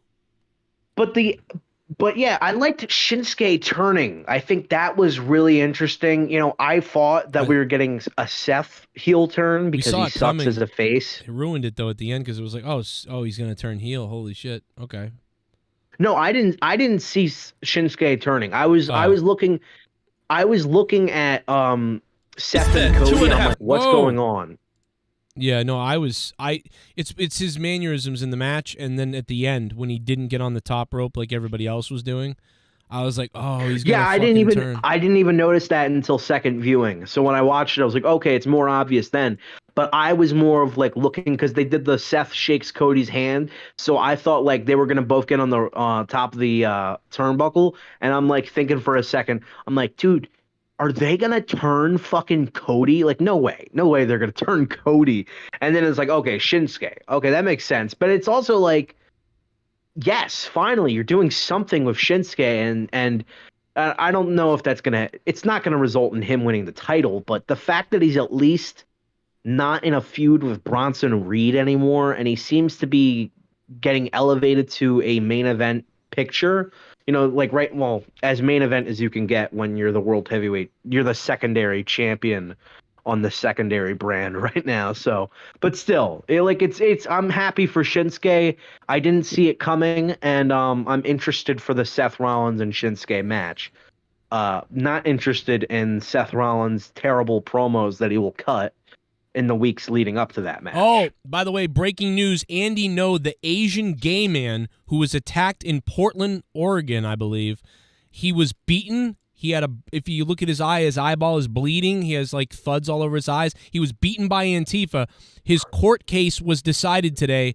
The Antifa people who beat him, the gay Asian man, got off in Oregon. So the jury and everybody got him off. He was actually beaten, and then they broke into the hotel he was at and beat him. Why would anybody live in the city of Portland at this point? This guy was beaten. He's a gay Asian man, and he was beaten by Antifa. By the way, Antifa's just an idea. Let me see, Leah. What are we looking at? Oh, the dog sleeping with the girl? She's already asleep? It's just an idea when they're quoting the same rhetoric that you are pushing down people's throats, fucking CNN, you cunts. Oh, whatever. yeah. The Doesn't matter. Like thinking about that shit. He's got cum on his face, by the way. Oh, you're talking to your Yeah, wife. Leah's down here talking to me. Yeah. She won't be that's cute. Tell Leah to get on the show one of these days, bro. No, she won't come on the show. She just talks to me while I'm on the show. By the way, she said you're gay. Can I have that candy? What? I think I might have eaten it all. Oh, there's one more left. Yeah, no, I saw it. Okay. Trying to keep it. Yeah. Luke said he wants a picture of you. I didn't say that. What? He's going to have to pay, she said. What? So there's a price? I heard it would be a good Okay. I'll negotiate prices with her later in the DMs. No, I'm joking. Yeah. Oh, I'm wait joking. till you see this video of Rastaffa, Leah. You're going to love this. No, I'm telling you, you're gonna miss it. Just tell her to get on the call one of these days, because it's always fun to talk. She said no and yelled no at you. She doesn't like, doing this. She I doesn't thought like you were going to say she doesn't like you. No, she doesn't like this. She doesn't like when we used to make tons of money on the show. What? I've been working on my freaking computer for like 2 hours. Oh, yeah? I'm not happy. I had to move. Wow. You should come down here and shake it, and then maybe you can get a new computer. No, don't. just kidding. Yeah, I'm that's joking. gonna make I'm her want to joking. come on the No, I'm show kidding. is I'm by joking. fucking. I'm kidding, but if I was a girl, bro, I'd be rich. If I was a chick, oh my god, dude, it'd be. I mean, unbelievable. yeah, that is true. Crazy. I would just do what most girls my age are doing and Oh, I'd play sell video my games. body. I'd play video games in a sexy outfit, and when like things happened that were exciting, I'd be like, "Ooh, exciting time!" Like, and I would just be crazy. I'd play lights on, and then I would have fans, like fans who donated to me like a certain amount of money. I would have them send me their picture, and I would look at their picture. And then I would show their picture on the air and talk about them and then lick the picture and stuff like that and rub it all over my body. Oh, Is Leah still in the room while you're talking about doing no, this? she went to. No, she's gone. But I just have so many gimmicks if I was a girl. How many? I mean, literally. Oh, it'd be so crazy. What would you do if you like as a guy, right? And like tomorrow morning you woke up as like a really sexy woman. Like let's say you woke up as 2012 Avengers Scarlett Johansson. Oh, I would never. I'd just stare at myself in the mirror and play with myself. Number one, but yes, and I would since I have like a new sexy like woman voice, I would just like say every dirty thing I could think of and like start reading like smut. Yeah. And just like literally rubbing it out. Oh, wait a second, you wouldn't have a dick. So now you're getting a new way to like learn how to masturbate. So it'd be like a learning experience. Well, too. I would assume I'm gonna go back to my male form. So in the meantime, I would get a really good camera that was really HD, and I would do all these crazy things. I'd be like, "Fuck it, Danny." Like my name's really Dan, so I wouldn't say Joe, so I'd say Dan. But I'd be like, "Oh, Dan, fuck it." Oh. Are you telling me Leah doesn't say "Oh, Joe"? No, she doesn't say Joe. Yeah. No Joe.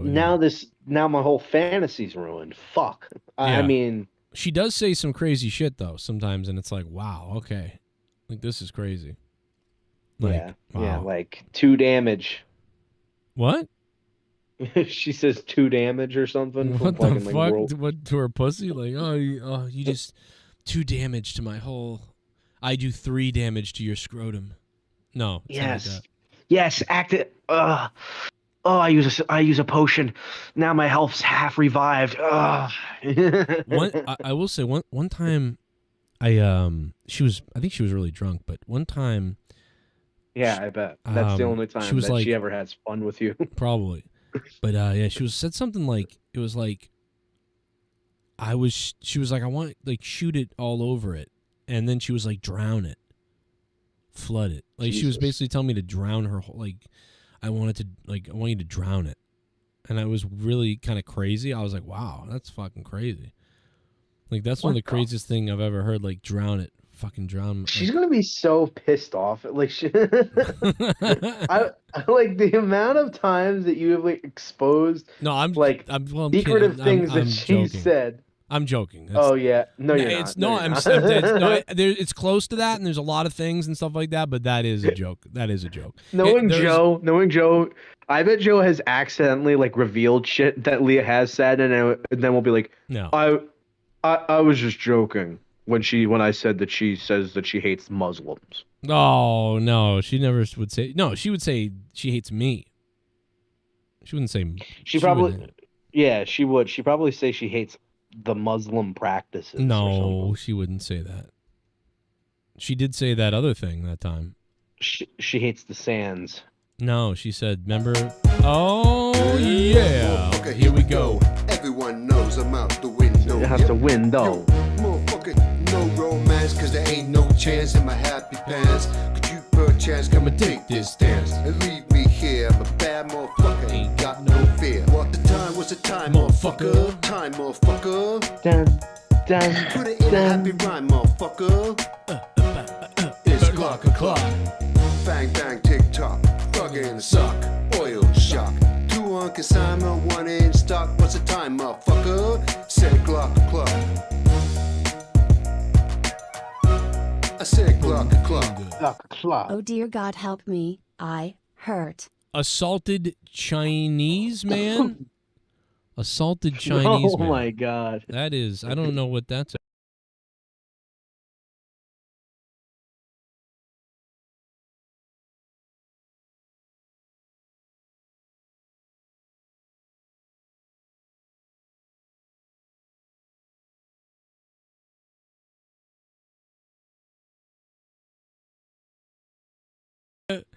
Luke, do you remember that? Yeah, I do. Put it That's up one on of the my YouTube channel? one of my all-time favorite episodes. It's one of the best Leah clips ever. She was drunk and she No. Oh, I don't want to talk about that. Oh wait, he's still subscribed to your F word. Oh my God. The only time she wants to do shows is when she's drunk. She meant to say, you know what's crazy is she meant to censor. Do you think she meant to censor both words? Like she meant to say N-word, F-word, but then she said. I think she was going to say N-word faggot. Right, which is crazy because so you were going to say the F word, that's okay, but you weren't going to say the N word. But instead, she said the N word for real by accident, and then censored F word. I just found that to be. Talk about that. Oh wait, he's still subscribed to your F word. Oh my God. Did Leah just say that backwards? Are you I did. I said that backwards. Oh my God. I like how she's so drunk and she's like, I did. I said that backwards. It was like I've never seen her. I've never heard her sound like such a happy woman. You know what I mean? No, it's like she actually such a sounds white like woman. a regular person. There. That's the whitest. That's the most white woman I've ever heard. Her like, I did. I said it backwards. God. I did say the N-word. I did say that. I don't want to talk about that. Oh, still subscribed to your F word. Oh my God. Did Leah just say that backwards? Are you I did. I said No, that I didn't mean to backwards. say that. I meant to say they should be hosed down in the streets. N-word, F word. Hey, Joe. Still subscribe to it. Oh my God, she said it backwards.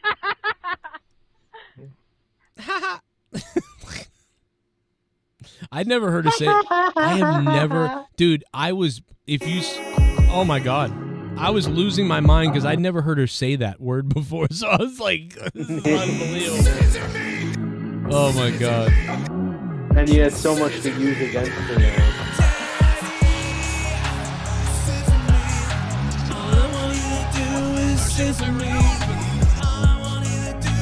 It's Mastro's World.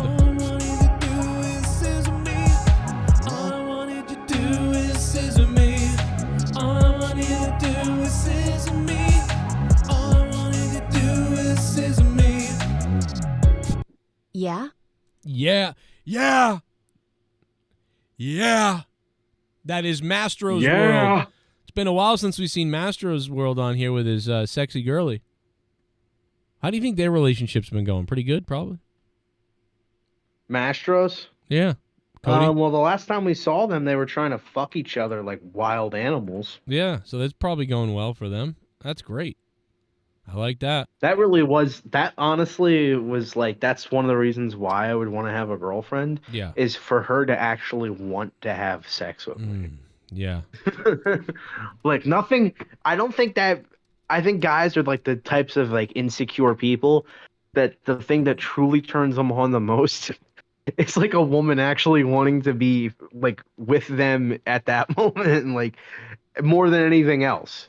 So like seeing those two together gave me a hard on, harder than I can even describe. Yeah, I mean, they were kind of. It really reminded me of me and Leah when we were like 20. Yes, we get it. 22, we get it. yeah. You and Leah fuck. No, but I mean, like, it reminded me of it so much that it was like, oh yeah, I was like aroused by it. It was crazy. It was weird. I get it. Listen, I get it. This is Joe seeing anybody who is happy right now. Oh, dude, so this really reminds me of this time that I banged Leah, my hot wife. No, I'm saying that their love, like what they're doing, reminds me of when I was that age with Leah. Like it's just, okay, man. It's okay. If I had a hot wife, I'd probably brag about her all the time. Too, I'm not. It's not like it's not even that. constantly. It's just that I love her. Like it's not. It's hard to explain. Like I'm obsessed with my wife. Like it's weird. Yes, it is a little strange. Yeah. But at least, hey, you know what? At least you're obsessed with your wife. You could be obsessed with, the neighbor. Worse people, I guess. Neighbor. I could be like obsessed with the neighbor. I'd be like, oh, my wife, whatever. The neighbor, though. Look at her. And you're not talking about the older one. Yeah, I'm talking about the younger one. The one in college. Is that your princess bike? Oh no, not that. What the fuck, bro? I hear you talking about me, bro. What the fuck? I heard you talking about me, bro. The fucking Tennis Racket Jones song. Oh god, I love it. I thought someone with Tennis Racket Jones's name was in the chat earlier. I don't know. Tennis Racket Jones has a few really good songs that I like want to find again. Like the jerking off with a potato song is like so hilarious. I can't remember which stream it was on. I don't know if it was 218 or something like that. With it had like a Friday the 13th mask in there. But yeah, like it was during one of the rant lines, and it was him just with a potato. And had like white stuff all over his hands. He's going jerking off with a potato, mashed potatoes. He could do any song. Like I'm convinced he could just make a song about anything. That guy was great. I loved his stuff. I think you don't give yourself enough musical credit because I like listening to your songs as like actual songs. Like I have a lot of your songs downloaded on well, actually, no. On one of my phones, I did. I had pretty much most of the songs that you had available on Patreon were on that phone.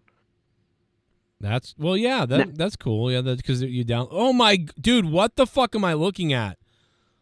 Dude, what the fuck am I looking at, dude? What? Someone just sent me a death match on Twitter, and I was like, yeah, let me look at this death match. I'm not really a death match guy. This guy takes out another guy's dick.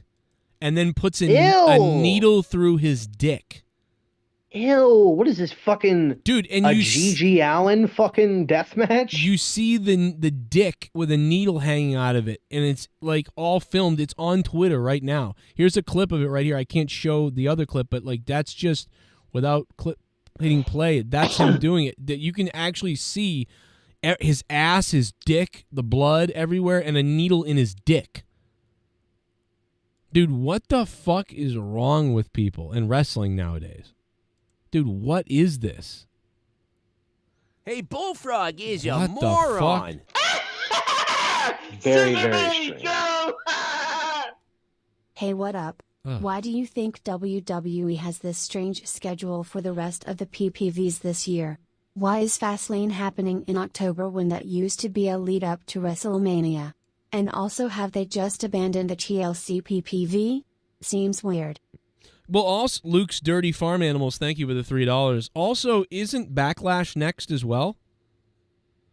Why is there Backlash? No, next is Pay Black. Oh, yeah, Payback, next is Payback. Then I guess I didn't even realize Fastlane was coming in October. And I'm wondering if they're going to do a December pay-per-view because they didn't do one last year. Honestly, I do sort of miss TLC. Like they've stopped doing it for a while, and like that's one of the only gimmick pay-per-views that I feel like it has a right to be a gimmick pay-per-view. I don't agree with this. I think TLC should just happen when there needs to be a TLC match, which is maybe once, twice a year, maybe, or sometimes once every 2 years, whatever. But same thing with they haven't done one in a very long time. That's the thing, I'm saying like TLC as an event because it's like the main event could be a tables, ladders, and chairs match. But then like, you know, the middle of the card, a chairs match or a tables match or a ladders match. That's why you don't do it, because when they were doing it, it was so stupid. Because it felt not everyone was like most of them were like a waste. TLC, it was like, oh, we got to do a chairs match now, and now we got to do the it's just like, just don't. What are you doing? TLC 2009 and TLC 2000, actually no, 2009, 2010, and 2011 all did the tables, ladders, and chairs gimmicks very well and had very solid matches. I agree with M in the chat. You do Unforgiven, No Mercy, Armageddon, Fastlane. You do those things, and if there happens to be a Hell in a Cell at those or a TLC at those, that's what you do. You don't have a theme around it because then you're obligated to pigeonhole some match into it, and that's how it goes to shit. Same thing with Extreme Rules, and for certain Extreme Rules was terrible too because it was never really Extreme Rules, so it's a waste. Well, no, I don't think these ideas as a concept are bad because Extreme Rules isn't just about an Extreme Rules match. It's about any sort of chaotic stipulation to a match. I don't mind gimmick pay-per-views as long as they actually put effort into making it a gimmick pay-per-view. Well, they have it in the last 7 years. 7 years and that's nothing. what I'm saying. There was long stretches of Extreme Rules pay-per-views where they would do 1 or 2 gimmick matches and the rest of the card would be regular matches. That's stupid. But when you would go back to Extreme Rules 2009, or even when it was still called One Night Stand, they would have all sorts of stipulations, fucking tables, ladders, and chairs matches with The Undertaker and Edge, which is actually one of my favorite Undertaker matches of all time, when he gets pushed through like 3 tables and does the WrestleMania 17 spot. But yeah, the stretchers matches, fucking chair matches, kendo stick on matches. They had all sorts of different stipulations that, I don't know, also somehow fit the feud that it was accompanying. So it's like, I don't mind a gimmick pay-per-view if they actually put an effort to make the gimmicks, I don't know, matter, you know? But yeah, I would prefer to just have Unforgiven, you know, or Vengeance. Instead of Payback, just do Vengeance, because Payback sounds like a little kid title name. You know what I mean? Yeah. Like, it sounds just like a dumbed down version of Vengeance and Unforgiven. Yeah. Unforgiven. No. Payback. Yeah, Vengeance sounds way better. Like, it's like vengeance. There'll be vengeance this summer. There'll be vengeance. Let's talk about is this your what's up? Oh yeah, all those fucking this summer, like all those trailers I sent you last. The WWE Vengeance. Dracula. This time.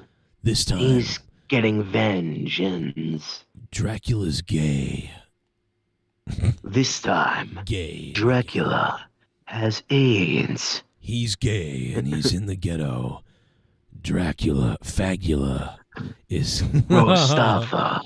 No, dude, it's a whole. There's a new line of movies that are all LGBTQ like movies, and so like Dracula has like rainbow hair, and it's called Fagula, and it's just like he's banging out guys, unwilling guy. The only way to stay alive is to fornicate with men. The only way to stay alive is to suck cum like a vampire. Exactly. Yeah, no, that's what it is. It's the same thing as any other vampire, but it's not blood, it's cum. And he bites their dick like. And yeah, so instead of Dracula, the vampire's name would be Rostafa. Hey guys, it's me, Rostafa. I'm an activist. He already looks like some sort of ghoul. Oh, are you saying he looks like a? Or a little bit. Can you imagine? What do you think he raised? Like for like because $2. This is old, but a few dollars. Come on. Hi, my name is Rostafa. A few dollars and cents, you know. Like... I just want to say that Rostafa uploaded this to YouTube Kids.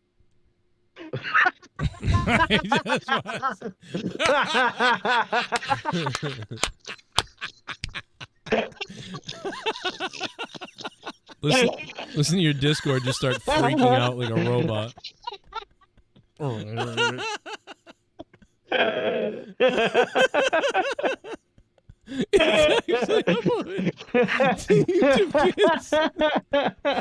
Stop his grooming kids.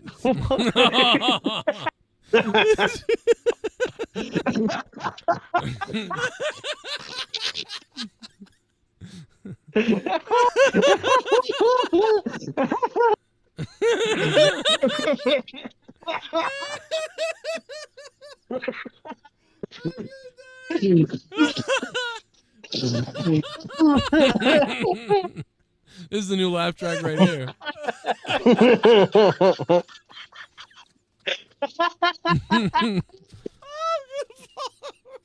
and then you see a picture. And you see a picture of his face, bro. And you see the kids tab. He literally looks like the type of person. Shit bum. Crack Pipes Shadow Movement by Killer Clyde Cash. Wow. Poor Mustafa earlier. We really. Oh, poor Mustafa. Yeah, I know. We really went in on Mustafa tonight. I'm sorry. Yeah, but you know what? We went in on Mustafa just like I went in on YouTube commenters yesterday on my channel where I had a few choice words. I want to play this because I want to break it down a little bit. Hey, what's up, guys? It's Luke Rojas here. I wanted to make a quick video talking about how annoyed I am at YouTube commenters. So it's like you watch a YouTube video, right, that like takes place in New York, and it's a fist fight or it's like a guy screaming at somebody else because a guy on a bike fucking runs a red light and then gets mad at somebody for maybe slightly passing into the bike lane and will be like, "You fucking cocksucker idiot! You don't know how to fucking drive." People will be like, that's a typical New Yorker discussion. If someone's like, "Hey, I didn't really think it was cool the way you just like verbally shouted at that guy for like the minorest mistake, especially when you mess up all the time." And then like everybody will be like, clearly you've never lived in New York because that's a typical discussion and it's not that big a deal. That's just how they talk.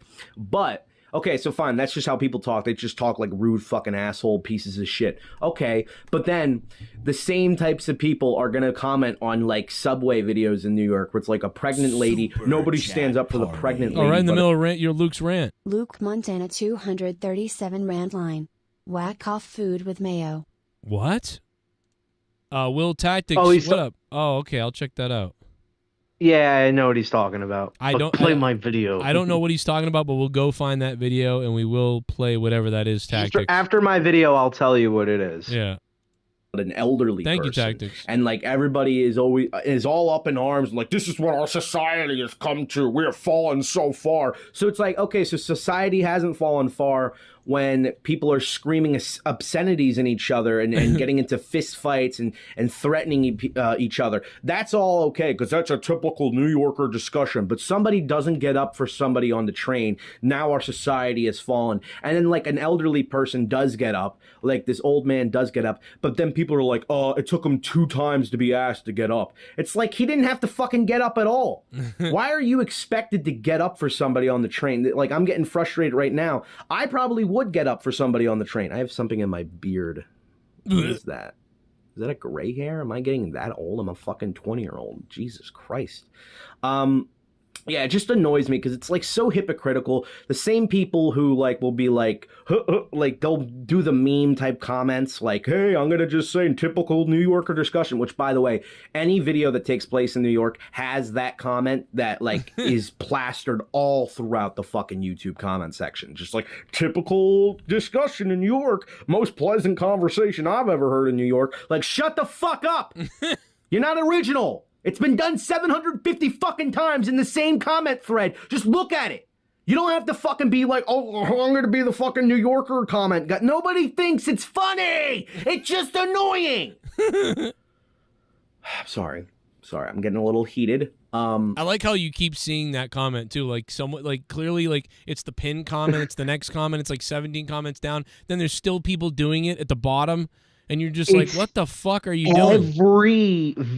Every fucking video, especially the biking guy that I mentioned, like this asshole bike fucking channel that I literally watched to piss me off because he's such a douche, has that comment plastered throughout it all. It's just so fucking annoying. Like one time is fine. A few times I get it. But every video there is, and it's not just like 10 or 12 comments. It's 95% of the comments in the comment section are just that. And then like the replies are like, "Oh my God, that's absolutely hilarious." As if they're going to just pretend that it's not plastered in every other fucking comment. Like, just fucking die. Oh, it pissed me off, bro. It pisses me off. I got so frustrated. I was like, I have to fucking film. No, those are the best. These are the best videos when you're like actually pissed at something real. That's what happens.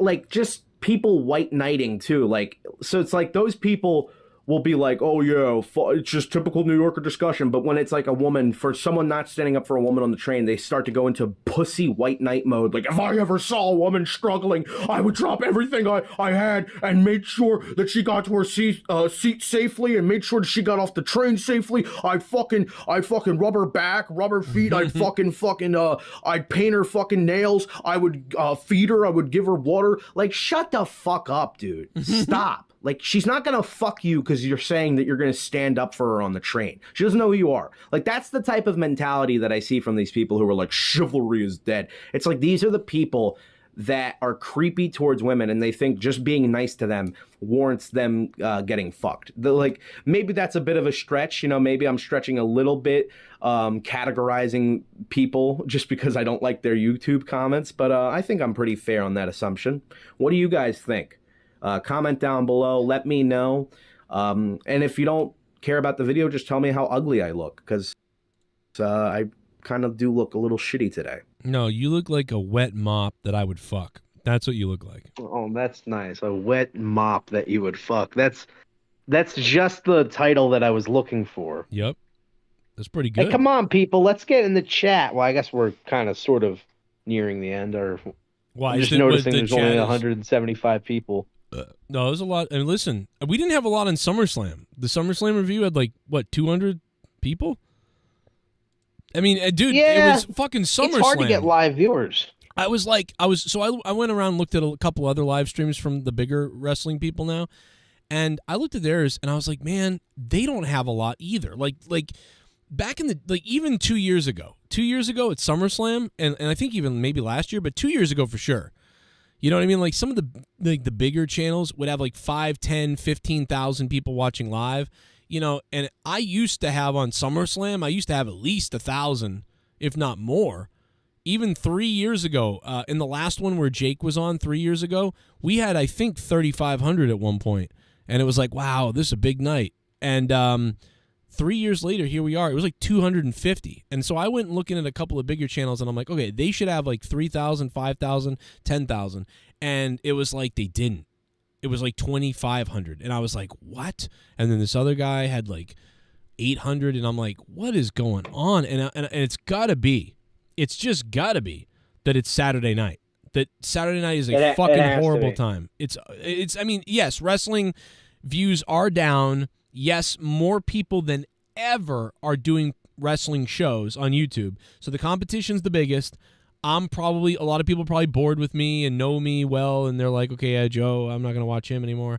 So I understand that, like, my rent is, or my viewership is a little bit down too, because people are, you know, they know who I am, 10 years of me, they're sick of it. But there's also it's the most competition ever. I've been around a long time, and Saturday night. I doubt it has anything with you being around a long time. What I think it is, Joe, and you know, this might be me coming off as a dickhead, but I do think that recently, even a few months ago, when you were doing more consistent reviews, you still, like, I don't know, you would get derailed off of topic a lot. So, like, people would tune in to listen to what you have to say about Raw. And then when 95% of the review is you going, yeah, Raw's all right, I guess. I mean, I didn't really. Well, you know, yeah, I agree with that. It's everything. It's consistent. You have to be consistent on YouTube, and I think that having unfortunately, it's a double issue, right? So it's like, okay, I'm not making enough money on YouTube, so I have to go get a full-time job.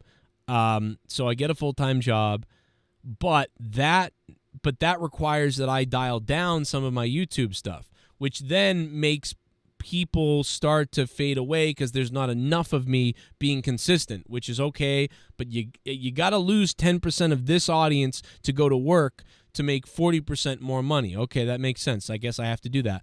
But then when you're at work all the time and you're tired, like I'm just tired sometimes, and some of those times I was very tired, that hurt a lot, you know, trying to...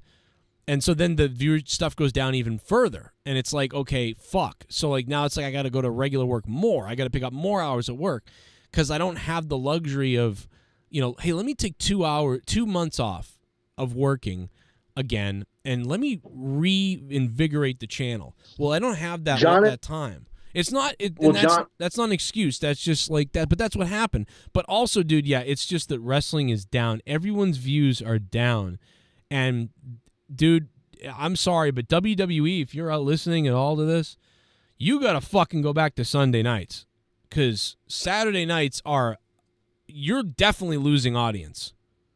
Definitely. Yeah, I don't understand personally the change to Saturday. Actually, no, I do understand it because you would think that it would make the most sense because it's like Saturday, you get to watch the show late on a Saturday, and then you can wake up in the morning and it still be the weekend. You don't have to go to work or school. But you know no, what I mean? people make plans with their friends on Saturdays to go do stuff or play video games. You know, like the death slot. Yeah, that's what the kids say they do.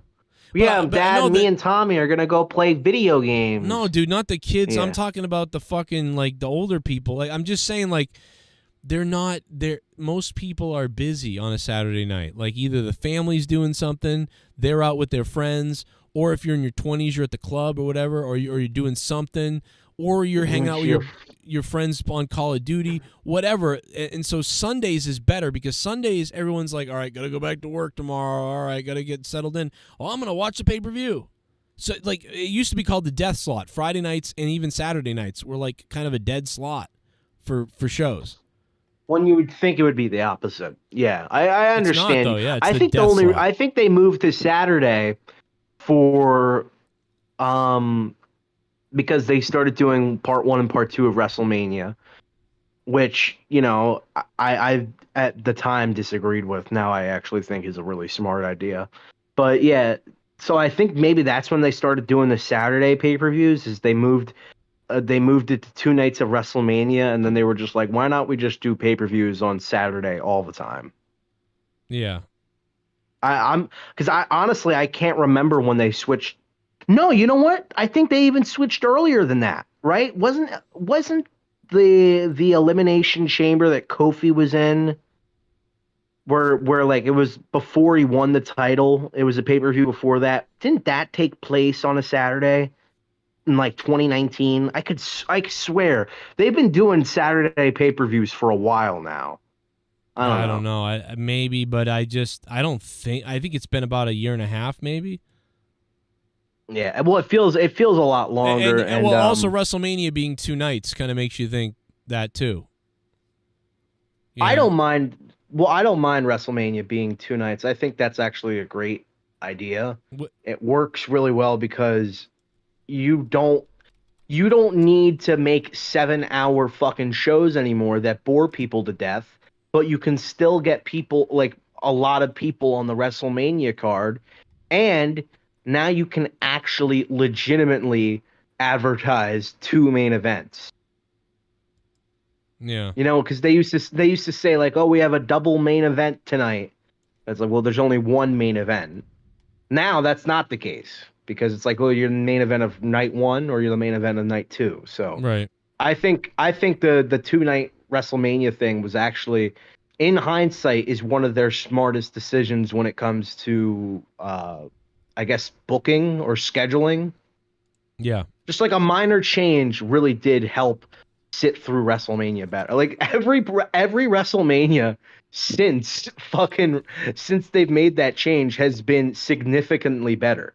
Remember we were there'd be nights that would go on for 5-6 hours, and then the main event would be Brock Lesnar winning against Roman, and we were just all so miserable, we couldn't care less of what was going on. Oh my god, dude! I remember just being you were just F this, you can't even, you didn't care at all. But I remember thinking that going into it, we're not gonna we don't care about this. I just want to say really quickly, Will Tactics, if you're out there, bro, I have no idea where this timestamp is on this video. There's a ton of stuff though. There's I'm looking. He's talking about the jerking off. Yeah, jerking no, off. I. So it would be. I think it's during the rant line. It's probably during the rant line. There's a shitload of timestamps. Monetize this 237 has 1 million timestamps on it. In fact, monetize this 237. got fucking 9,000 views. Monetize This episodes used to get more views than my SummerSlam review got the other night. Yeah, that's crazy. Yeah, well, you know what? We'll get. I don't like looking in this like, oh yeah, they used to, because you know what? No, it's just amazing. Can. Yeah, no, it can, and that's fine. I don't like looking back either and being like, because you can do it again. But it's just crazy right now to think about like the views that Monetize This, man. And that's not a big thing. Like, think about it. Monetize This was not like a wrestling show, so we were doing our own show that wasn't wrestling, that was like 6-7 hours long, and it's not a ton of people to there's all these big YouTube shows out there. They get way more, but for us, and probably a lot of those are repeat views. So I would say probably if there's 10,000 views, it probably really has 6,000 unique views, but for 5,000 maybe. But so for 5,000 people, to be looking forward to that show, for me, that's huge for me. Like to have 5,000 people who want to watch that show every week. Wasn't fun for me. Oh man, better be careful. You make that. I feel bad for. I feel doxxed. bad. Oh, sorry. You get doxxed for making fun of that. Be careful. Oh yeah, he's already threatened to do it. Oh no, he hasn't threatened. He just said that he knows how to do it, and he could have done it already, which is the same thing as threatening somebody. Oh, at 4:19. Okay, we got it here. Will Tactics, thank you. All right, let's see what this is. I'm guessing 4 hours, 19 minutes into the video. I remember this, actually. This was the night the ghost was in JB's house. Hey, there's where there's D-Moon donating, Leah. Back before you were like, I'll just play games with you for free. And then he was like, okay, I'll leave Patreon. Good job, Leah. She really did. And she did. Like, I remember, she really would act as if she, like, ran an OnlyFans, like, with the way she would respond to some of these simps, where she'd be like, thank you, D. Welsh. Yeah, exactly. And then now it's just like, oh, I'm friends with them all for free. Good job, Leah. And then JB comes in with and then leave the show, too. That's a great idea, too. What she doesn't mention is that she plays games with them because they always let her win because she sends them pictures of her feet. Exactly. That's what I'm saying, bro. She literally took away 5 donators from the show to be friends with them in real life and then leave the show herself. And JB left the show. So she removed D-Moon, a co-host, JB, a co-host, and Guz, like, all donated. Like, it's just like Leah literally... And this is her livelihood, this house and our lives, and this is what I do for a living. And she's like, yo, I'll just take that and fucking, whatever. Anyway. Another bottle out. With the George Bush And laugh. what you're not realizing is, like, you ever wondered why Leah always has, like, extra money in her purse? My show, Dave, motherfucking... I'm just kidding. No, but he's right. But no, what are we looking for again? What is this going to be that happens? We're looking for the jerking off clip. Okay. There next, but we are done with the donations. Feel free to continue to donate, everybody, if you'd like to. But we are now going. It is now time for the rant line. Oh, the rant line doesn't suck tonight. We're gonna find out. Remember when the rant line got really bad for like a while and it was like miserable to do it, but then every once in a while we had a great night of it. So then it was like okay, and recently I was like, I'm bringing back the rant line, and I told everybody about it for like weeks, and I was like, okay, tonight's the rant line, and I put the Twitter thing out there, and then we received no rants. So I was like, okay, it's dead. All right, I'm never doing the rant line again. Never Randy the Heel or whatever his name was, Ryan the Heel, dude. Oh yeah. He was a grifter. The cringiest fucking rant lines that would make my skin crawl. Like I couldn't even watch. Yeah. They were so bad, bro. Yeah, because he was really just here to be like, I'm gonna advertise my thing, and say nothing. Didn't he? Yeah, like he just took pictures of like minions and fucking each other. Yeah, it was weird. It's gonna suck. You think so? Yeah, it always sucks. No, it does not. We've had some gems. See Troy put it down. He's like, oh, it always sucks. And a fucking scumbag Troy is. Stephen Gurman. Troy's another born through the rant line. He's another example. Yeah, and Stephen Gurman had some gems before he went to shit. Hot damn hot sauce clam chowder. That was good. Sorry, I've always liked both Lions. What is this? What in the world is going on for Tennis Racket Jones here? I was hoping we got a rap. God damn it.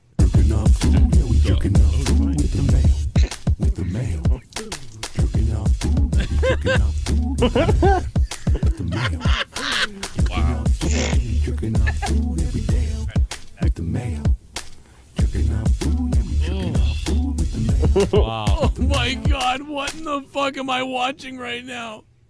I think it's pretty self-explanatory, Joe. I can say that is the first time in my life I've seen someone use a scallion to pretend jerking off. Just play over Drew. Really jerking off. Just imagine him making this song though. Fuck 'em. Like Travis TLC says that's incredible. You know what's funny? You should just do that anytime you play a clip of like Drew. Just play like Play that obnoxiously loud music to filter over him. Oh my God. I love that song. I love That's Tennis been Racket literally- Jones, baby. He's always had good raps and stuff like that, but that was funny. Tennis Racket All right, down Jones, to that's Hunter, been in my our buddy head. Hunt That has Dvorak, been in my head who for a put- while. That was wild. I remember that, baby. How do you plan to get this team on the road to victory? Ooh, the AFC Championship game. But the Bengals Oh are my God, did this guy do whiteface? Did this guy do whiteface? And then Super Bowl 52. Remember this? Hello, Mario Marquez here in Cincinnati, Ohio. With the Bengals at the bottom of the AFC North with an 0-8 record, Watch this. one person believes It's Will they Tactics. can get things turned around. I didn't say turn it around. Oh my God, he's doing whiteface. I didn't say turn it around. I said get it done. I can't even believe that's the same guy. I can't believe that's the same guy. Dude. Oh, that killed me. Dude, this rant, monetize this 237 is a good, in the 200s, it's probably one of the top 10s in the 200s. There's so many fucking timestamps below. Like, it's loaded. Yeah, but you know what? You had, that used to be like every episode. There'd just be timestamps all over the place. That's true. That is true. So, like, I think, personally, one of the best episodes is when, what was it, 150? It was around the 150s where you got your head shaved and you started singing Pantera at the end. I love that episode. Or never at the end of the episode you like admit that you're gay or something, admit that you like love cock, and then you find out the cameras are still on, and you start like screaming and freaking out, and you're like, I'm not gay. Oh man, that was fun shit, bro. Holy shit! Somebody just randomly. Oh. What? Some number just texted me that said hi, and it's like from Texas. Oh my God! It's Texan. The big bad Texan is looking for me. Imagine that. Yeah, I don't like that you took my spot on Joe's show. Yeah, I really did love Joe, but then I was convinced he's a scumbag, like they convinced Amanda Cross-Eyed Face and everybody else. You ever noticed that it takes literally not even like 2 minutes of a conversation to basically convince me that you are a scumbag? Yeah. Without even trying to consult you first. How can or so maybe much- using my own opinion of you first. How can so much of a manly voice be in a body, in a brain of such a crybaby woman type? I mean, bro, have you ever seen a more softer soul, like someone who sounded so manly but was so fragile? I don't think so. I don't think I ever have. Fragile. You know, like, don't let my voice confuse you. I'm fragile. well, except for JD or JB rather. Well, JD's 5'3", so I get why he's fragile. No, I meant JB, like Oh. Justin Bailey. Oh, okay. Well, I don't. Well, I guess yeah. It depends who's making fun of him on how he feels about it. Yeah. Because from your point mean, of view, you just did some of the stuff you literally learned him say, and then you got I don't even understand what I was saying. You're upset about. I'm going to be honest with you. I wasn't trying to get a reaction out of him. I honestly thought that that's just like what you say on the show. Like it was it's like everybody said it. I'll say something crazy like anybody would. Yeah, I get what you. I felt bad. I felt bad about it because I don't like. Because honestly, I do like. I did like JB. I don't know you didn't about want how him to feel about him you now. didn't think he would get upset about it. I get what you did. I get what happened. He was upset at me for having you on for doing it. And but I was like, oh, I just, it's like when he was on and he would say stuff like that about Tommy and other people, and then Tommy would be like, how you gonna let him say that about me? And then I'd be like, Tommy, it's a joke. And then JB would be like, yeah, dude, it's a joke. Yeah, it's a crazy joke, but it's a joke. So it's the same sort of thing. So it was weird to hear he was upset. So I just think JB eventually got over it because we did a few streams together. Like I used to call into his show a lot. Yeah. And then he did get over it. That's not what I was led to believe. Like you're scum for still having him on or something. Wait, Okay. what? No, I mean maybe that was like the first year. Like maybe that was in 2018.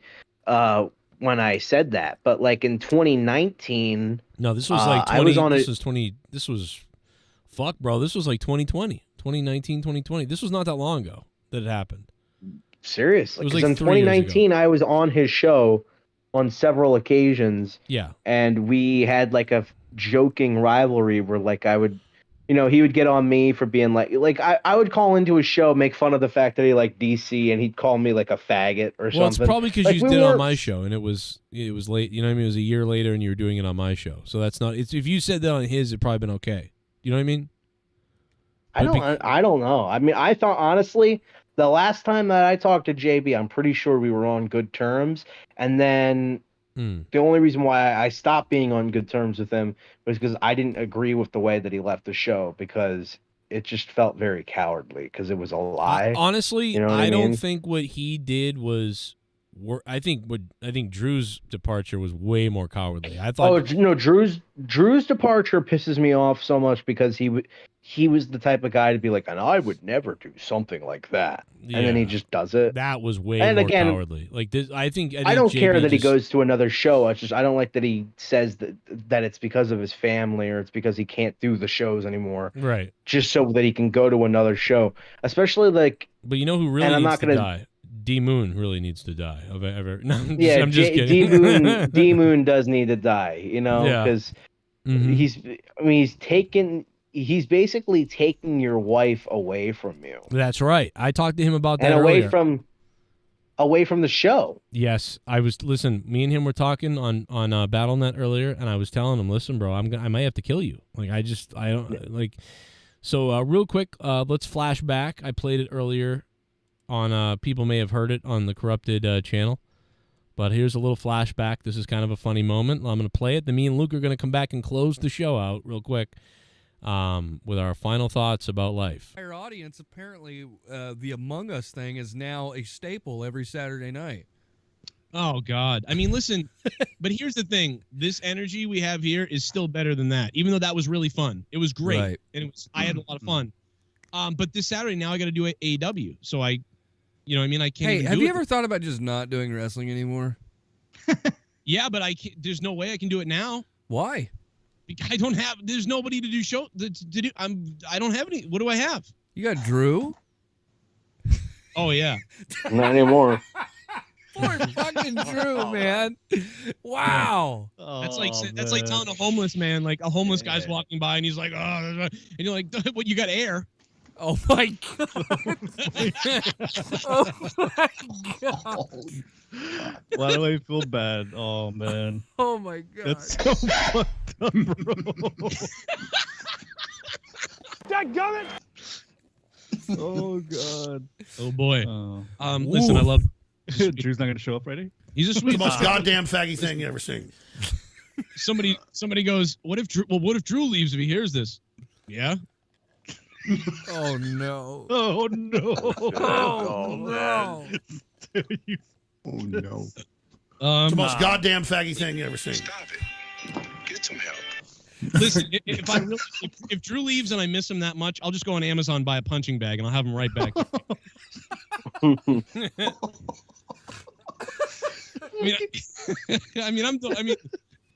on. No, I really do. God, I have faith. Somewhere Guzzy is creaming himself. Now, I want you to.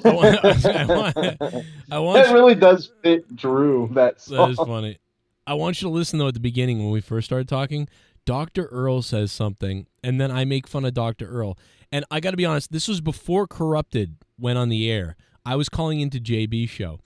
And what sucks, this is a bit narcissistic, right? Because obviously, first of all, JB always did a great podcast. I loved everything he did. He was always really great. And I would, at any point I could, call in. And for some reason, because I wasn't doing a show, it allowed me to be like savage, if that makes any sense, like be a complete psycho savage, because I was calling into his show and I wasn't running anything. So I would just I would call in and say the craziest shit and do crazy shit. Like when I called in as, whatever his name was, as Seth Rollins. No, yeah, well that and the other one that one was honestly my favorite, dude, because when I called in as Jeremy Irons and I said the N-word and said the N-word, like they won't let me be Scar. Whatever. They won't let me be Scar. They wouldn't let me be Scar. Like, no, my favorite was when you were like, well, I just think that all of you are fucking cowards. And God curb stomped that retard's brain. But there was so many, dude, where I would call him and I would pace around, and I didn't have that was still when I was doing YouTube full time and I didn't need to have a job. So like it was great when he was on in the middle of the day and I was cleaning the house or something and I could just grab the phone, call and do something nuts. And so narcissistically, I wish I had all the clips of every time I called, because there's so many other funny moments. And then there was one time where he fell out of his chair, and that's really funny. And he took all his videos down, so you can't find them and you can't hear them. So why did he do that? I don't know, but I just know that I wish I had access to it. I think I tried to offer him at one point. I said, dude, get me access to all of your shows, and I want to put them up on my Patreon or my channel or somewhere, like the whole library. I'll buy your show. Like he did, how many episodes did he do? Like 60 or something. I would have loved. I offered. I was like, I don't know, I'll give you like $300-400, $500, something like that. I'll buy all your shows and I'll put them up on Patreon, because it was so funny and so good. But listen to the beginning of this. Dr. Earl says something, and I make fun of him, and at some point in the background, he basically acknowledges it and goes, "Yeah." like I call him like it's nobody heard it though. Nobody hears it. But listen, this is really funny. Just know that stuttering going on. Yeah, there was a lot to pull back from. Shots did you just have to pull back from? There was a lot of stuttering going on. Yeah, there was a lot of Said that, how many shots did you take before you called in? I just know that I don't know, man. I Dr. don't think Earl. Damn, did you hear that, Joe? No, I didn't. Can you say that Dr. again? Earl, can you say that again? How many shots did you take in a whiskey before you called in? Oh, boo. Oh, he fucked it up. He fucked it up. He said whiskey. You got nervous, dude. You put him on the spot. I put him on the spot. No, before Joe, he goes, how many shots did you take before this call, Joe? As you just eat your own tongue while talking, Dr. Earl. I know. Yeah, there he goes. So sad. So it's so sad because it's like, because you know that he's just thinking like in his mind, like, okay, I'll just wait until they're done with their little spiel. yeah, Not even gonna try to defend himself. Why don't you just eat your own tongue while you're talking, Dr. Earl? Yeah, I know. Like while talking, Dr. Earl. You're right. I know. There is, yeah, I know. No one heard that though. Like nobody. I heard it now, but how many shots did you take before this call, Joe? As you just eat your own tongue while talking, Dr. Earl. I know. I know. I know. No, anyway, we got. He sounds suicidal. You think he's gonna make a video where he doesn't like? No, that's one of those things probably that added up in his head to where he decided to not like me, right? Like, oh, he made fun of me. Like, people probably texted him and stuff, and they were like, hear how Joe talks about you? He thinks you're an idiot, like, and you're stupid fucking. And so that's why then he would do stuff. Yeah, I wonder whose voice you're impersonating right now. It's an enigma. It's a mystery. It's a real riddle. What do you mean? Like, I wasn't impersonating anybody's voice. I was just doing a make-believe voice, because who knows? Mostly it would be like, because remember, like why I would make videos like Joe insults this person, like, so it's probably him. Like, that's, I mean, I don't know if it was him. It could have been anybody, but I'm just saying, like, people, because well, he said it, because he would go on and he'd be like, well, you know that people tell me what he says. It's like, no, I didn't. You're just like anybody. I just think it's funny. I just think it's funny that so many people who have hung out with you, have talked hours with you on a phone call, literally decide to trust somebody who they don't even talk to regularly, have probably shit-talked in the past about, or have been shit-talked in the past about, by that person. They literally just trust that person because they tell them things that appeal to their ego. Well, you know, like, Earl would talk shit about me, and then I would call him, and he'd be like, well, hey there, Joe, it's good to have you here, you know?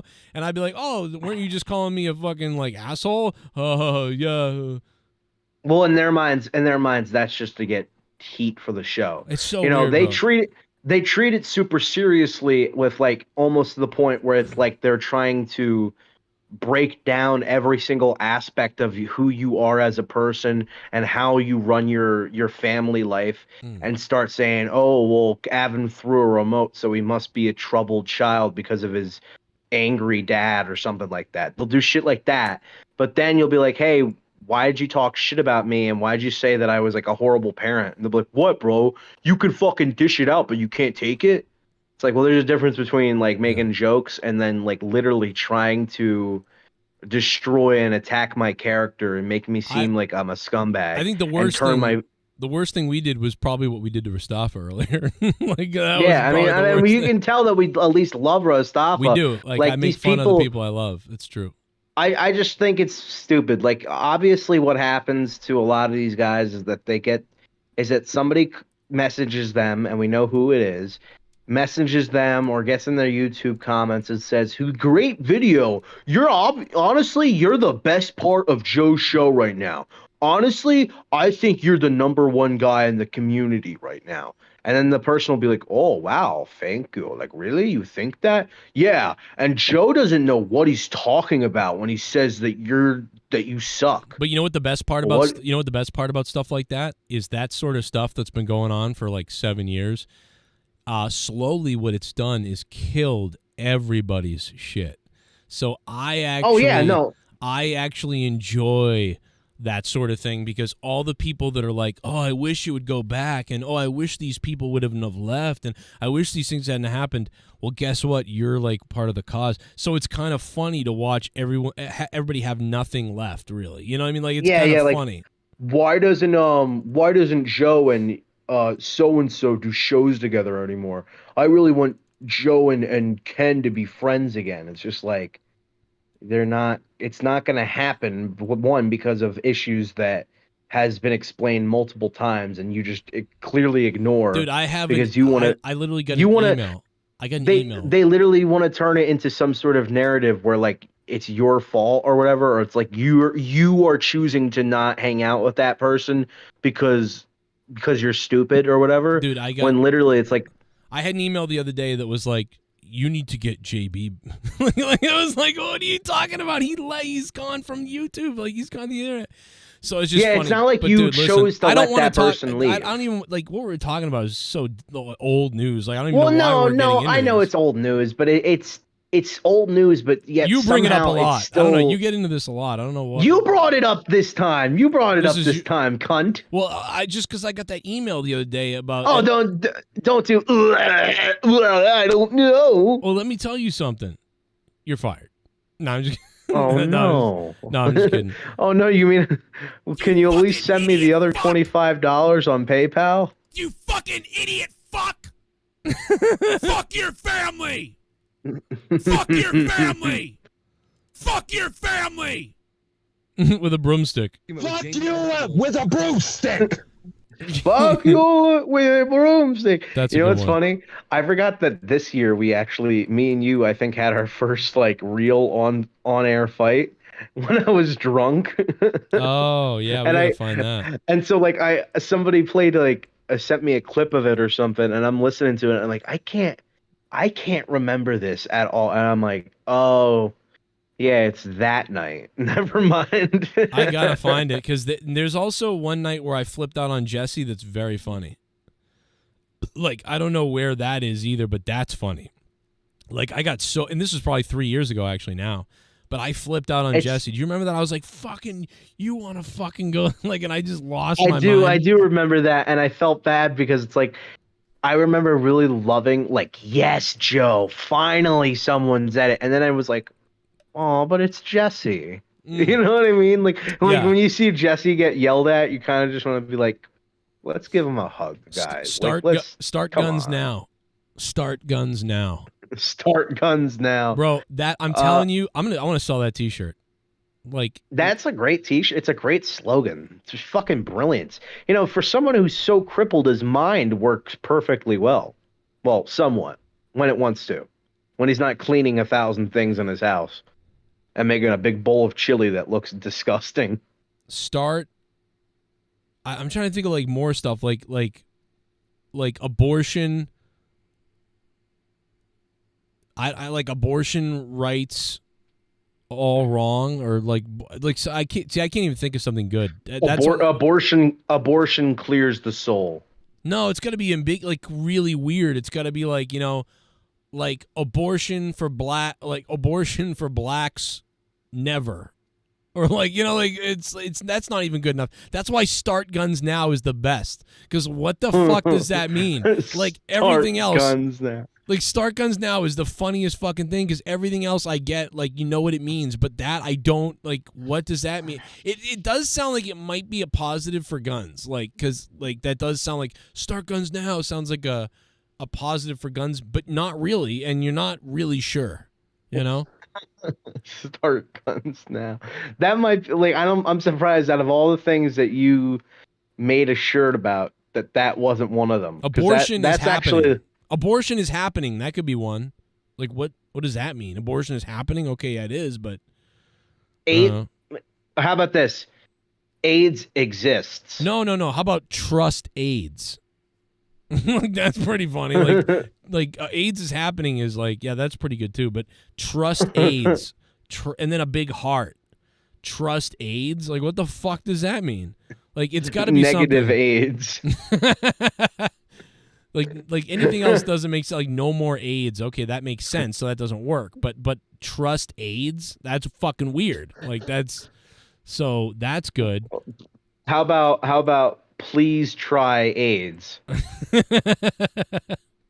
Well, California loves that because they love that people don't like know whether they have it to tell people. No, but nothing's more relatable than rich people who live in a 3-story mansion in the richest part of California. One man puts dicks up his ass, and the other. Well, do we have donations? I'm sorry. Hey, last minute for donations, guys. Super chats, donate link, use it. If you want to say something, do something. I think we put people to bed tonight, honestly, and I mean that in a good way. Like, I think people went to sleep like, all right, I got to hear the rest of this, and they passed out. Well, in their beds. I showed up kind of like half tired. I was eating a sandwich. No, so I don't like think we were boring. I think I loved the show tonight. I'm just saying I think people were ready for bed. They've got work tomorrow, and they were already kind of like laying down and relaxing. And when they put us on, I think people fell asleep. Oh, I don't have work tomorrow, but instead what I have is a fucking maintenance man coming to my house at the fucking crack of dawn to, oh my God, dude. Is there anything worse? No. Is there literally anything worse or more awkward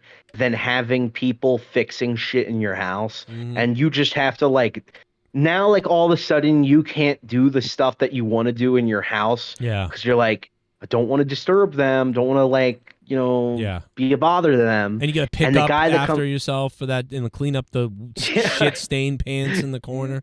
Actually have to fucking pretend that you clean your house. Some of it, yeah. Like spray some, it smells like cat shit. I remember doing that. Like, I would do the dishes when my when my dad was visiting, when he was sick and he would stay over because he was like a super clean freak. And I would be like, oh yeah, I love doing the dishes. I hate doing the dishes. I never do them.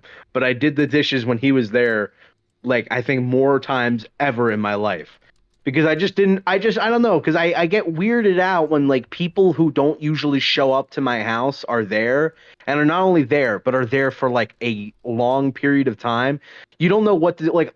Honestly, I'll like be looking around in the kitchen, just opening up the fridge, knowing that there's nothing in there, just to make it. I don't know. I guess just to make it seem less awkward. You know, like Yeah. I get so weirded out when people are in my house. And the worst part about it is the guy who shows up to my house, you know, he works for my slumlord fucking landlord. He's a nice dude and all, but he like shows up whenever the fuck he wants to. And then, you know, he barely gives us any time to get ready for him to show up. And then when he does, he fucking brings him and his son there, and all he does is like yell at his son the entire time. And he's like, "No, that's not what you're. No, what are you doing? You're doing it the wrong way. I've had fucking idiot." I've had contractors like that, dude. When they built the addition on my house, I used to skip school all the time. And the contractors may not have known that either. I don't think they would have cared either way. But the bottom line is I was skipping school a shitload. And so I would like get home and they would already be working on the addition, and I would go into my room and start playing like Xbox or whatever, and I'm skipping school and I'm listening to Howard Stern and I'm playing Xbox. And dude, I would hear them and the whole neighborhood would hear them, and I was like, dude, that's kind of fucked up. It'd be like, you know, like they're hammering the nails and stuff, and then the guy's like, "You fucking faggot, fucking cocksucker!" Like, what the fuck did you fucking do, dude? I just spilled water all over my electrics. Hold on. No, well, yeah, look, no. The worst is like he'll just start coughing, like to the point where it sounds like he's about to die. He'll literally be like, I just fucking spilled water all over everything. Where the fuck did you put this through my fucking dick? I hit my dick off my fucking balls. And the whole and he like, but he over exaggerates when he coughs to make it sound louder, or when he like groans, like when he bends or something, he'll go, and you can hear him through the entire house, and you're just like, please stop, please, I beg you. Hey, hand me another one of those fucking things, you fucking cunt. What the fuck? Like, it's just all day with that. That's all I heard. And I'm like in the bed, I'm playing games. I'm just like, Jesus Christ. And he was like, dude, remember that bitch? Like that fucking cunt? Like she smelled like shit. Yeah, dude, I had her shit all over my dick when I fucked her. The worst is that I like, you know, I smoke weed at my house. But like when I've done it when he was there one time, his son doesn't like the smell of weed. And so he like, I remember him getting like really annoyed about it. So I was like, oh, I'm sorry, I guess. And so like today I just got a new bong and it looks awesome. And I was so excited and I was so ready to smoke it, but I couldn't because there was people in my house all day. And so like, I'm trying to count down the hours before I have to go to work. I'm like, okay, well, if they get out of here within like the next hour, I'll still have like an hour and a half to smoke this thing and be able to relax a little bit. And like, I'm just looking at the clock and it's going, just getting closer and closer until I have to leave, until finally at like 1:20, 25 minutes or so before I have to leave, they're like, oh, we'll be back tomorrow morning. Ugh, yeah. Like, okay, great. So like another one of my fucking mornings is ruined. Yeah, because it ruins everything. Because then you like got to go back to sleep, you feel like, and then now you wake up at night. It's like, oh, fuck it. You know, it's just, I hate that. You're right. Listen, let's get to Clyde's question. That's probably why you're so pissed off about the fridge, because you know, not only are you gonna have to get that fridge in there. No, they'll come and do you're it. gonna have to. They're gonna come and do it. They're gonna come and put it. They're gonna take the old one. They're gonna bring the new one. By the way, you know, so like what happened is, because people are like, "How'd you get the fridge?" So I was like, "Fuck, I'm gonna have to figure out how to get a fridge." And I'm looking at all my credit cards, and I'm like, "Okay, each one of my credit cards has like $100 on them, and like, all right, that's $500 total that I could wrangle together. And okay, maybe I can use this and whatever." And I'm really trying to figure out how to have the money to get a fridge. and my car is going into the shop. It's actually in the shop right now, so I don't know how much that's going to be. So I was like, okay, I don't know what to do. And so I'm trying to think about it, and I'm like, okay, we'll open up a credit card. So we're going to open up a credit card in Leah's name, because I think Leah could probably get a credit card for about maybe $2,000. And so I looked into it, and it looks like she can probably, but it's going to be close. So I'm filling out the thing, and I'm doing all the paperwork, and I'm doing all the things. And I'm like, because Leah told me, she goes, go ahead, use my shit and get me a credit card. Fuck it, we're going to have to do something. So I'm filling out all the stuff. And then I about to hit send on the fucking application, which is going to be a credit hit on her and a credit all this stuff. And I'm about to hit send. She calls me, and she's like, I'm in Home Depot with your mom, and we're looking at fridges. And I was like, what? What are you talking about? I'm filling out the credit report right now for you. How, like, what do you mean? I don't even have the credit yet. She's like, no. Your mom's going to buy us a fridge. And I was like, what? I almost fucking I'm about to hit fucking start. You weren't going to tell me this? And she's like, no. So I'm like, oh my God. So I exit the thing, and my mother was at Home Depot, and my mother was like, she was like going to buy the $800,000-$900,000 one. But the fucking, the area so my house is so weird that area only fits a few fridges. So there's only a few, you could only, if there's like 50 fridges that you could pick from, there's only 5 that would fit in this spot. And you gotta get just as shitty as a fridge that you had last time. Well, that's the problem is actually the fridges were more expensive because of the dimensions. So it was like, fuck, the cheapest one's $1,200. And then my mother said to her, she's like, my mom was like, get the one. She's like, I want you to look at some other ones because I want you to get the one you want to Leah, because Leah was fine with the $1,200 one, but my mom was like, that's no, so nice. This is my mother's awesome. Like, so, but I feel bad. Like, I'm angry. Like, I don't know if the other guys are like this, but I'm like, it's beyond my control because they're already there and she's buying it and my wife's with her and they're shopping and I'm finding this out as I'm applying for credit. And I'm like, I'm angry. Yeah. Do you know what I'm saying? Yeah, because you're like, because you kind of want to be like, no, don't get my mother to buy me a fucking fridge. I don't need that. But at the same time, you're like, yeah, all right, well, does she mean she'll buy any fridge? Yeah, like anyone? Like, yeah. They settled. Anyone? They bought a really good one, and I just find it so ironic that we shit on my fridge like a week ago, and then it dies like a week later, and that's now, what you get. That it is true that like I swear to God, it's some kind of karma, but honestly, it's reality. You saw the fridge; it was fucked. So this summer, a new fridge. Summer, vampires live in a fridge. Let me go to Clyde's question real quick before we get out of here, because he did ask a question on Patreon. He's a patron. And Clyde Cash, the famous child rapist murderer. Oh, is it true that WWE is if this is true? Because we never really talked about Roman being injured. That's the whole fucking point of this. Because you put him in the fucking. This is the same thing with The Rock. You put The Rock in the thumbnail, and I'm like, well, Joe, what do you mean The Rock is returning? And you're like, oh my God, how dare you bring this up to me? I'm like, but you put it in the thumbnail. I know. No, we really were supposed to talk about Roman tonight. I can't believe we didn't do it. Well, can we at least talk about it real quickly? But let me read his question. Let me read his question. This year's, I did talk about it earlier. Let me give you the bottom line. He's not going to be hurt. He's only mildly injured. Like he hurt something a little bit. He's fine. He's going to be okay. He's going to take a couple weeks off, and that's it. That's basically what I heard. That's what I got out of it, and that's what I would guess. So I'm not worried about it at all. So that was my statement earlier, and that's why we didn't talk about it that much. Because he's not going to be wrestling much either way anyway. Right. So, but it is weird though, because it's like, dude, so many people have gotten injured this year, and again, the women's tag team champions, one half of the women's tag team champions are injured.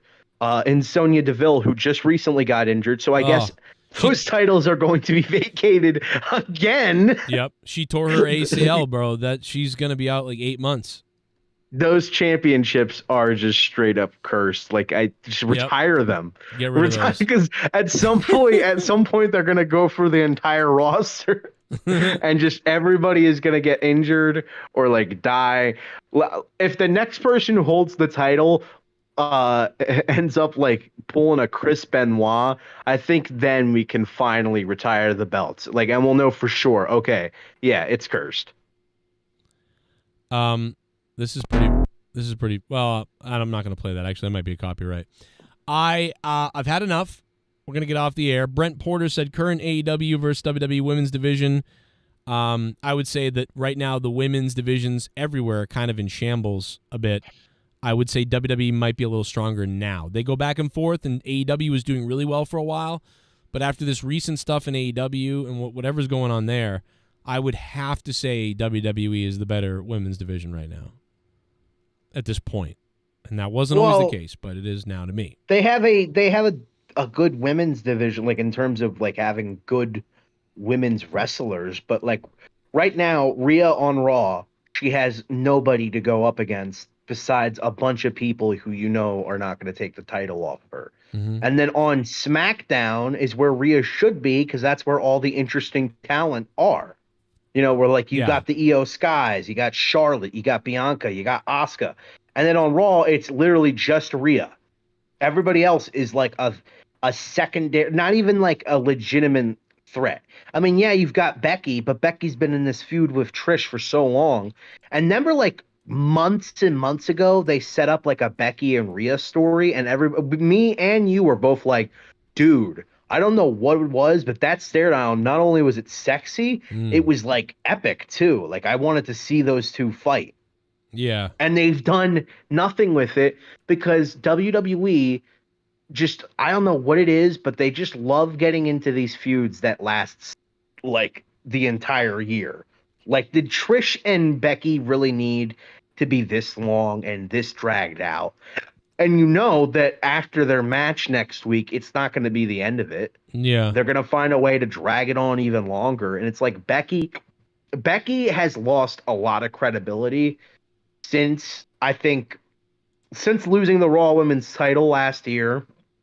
And since like getting into this storyline with Trish and Lita and Zoe Stark, it just, I don't know. I've heard that Becky is actually pissed off at Triple H, and so are a few of the women's wrestlers. Wow. It seems like the women are angry everywhere right now. You know what I mean? Maybe it's the periods are syncing up. I don't know.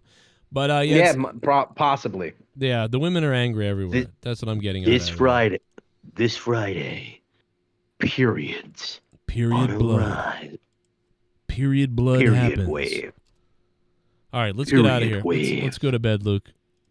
Great. Yeah, I'm great getting time. tired. I'm fucking hiccuping constantly. I hear that. You need to like pat yourself on the back or something. Scare me. Okay. I'm too tired to think of a good thing to say. See? Here, just show me a picture of Rostafa. Yeah, I'll show you a picture of Rostafa marching with BLM again. In front of a school. I still can't believe we saw that earlier.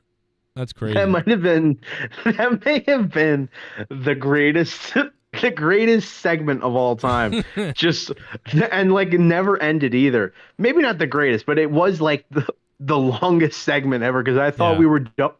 I thought we were done with the video like 4 times. Yeah. And then like going. 10 minutes later, you would just be like, well, let's continue with this Rostafa clip.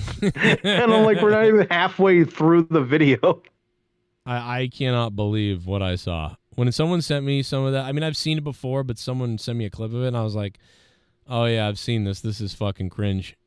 I want to see him get eaten by Meg 2. I want to see him versus the KKK.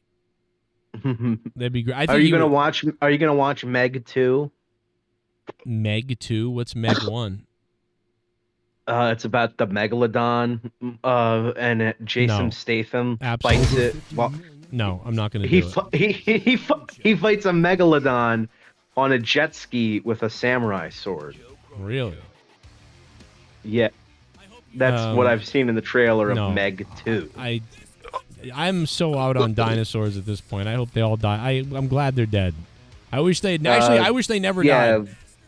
I wish they never died so no one cared. Megalodon, dinosaur, whatever. A Megalodon is a shark. Whatever. Fuck them. You know what? Yeah, whatever. You might as well just fucking say anything. I'm so sick of birds. Dude, I hate Shark Week, too, by the way. I don't like Shark Week either. I do get sick of it. I don't know. It's like, whatever. It's like, that's what it's the same documentary every year. Like, yeah. I just don't like it. I'm weird. Anyway, good night. Luke Rojas, everybody. He's great. I am. And so was Joe. And we will catch you some other time when we give a shit. Goodbye.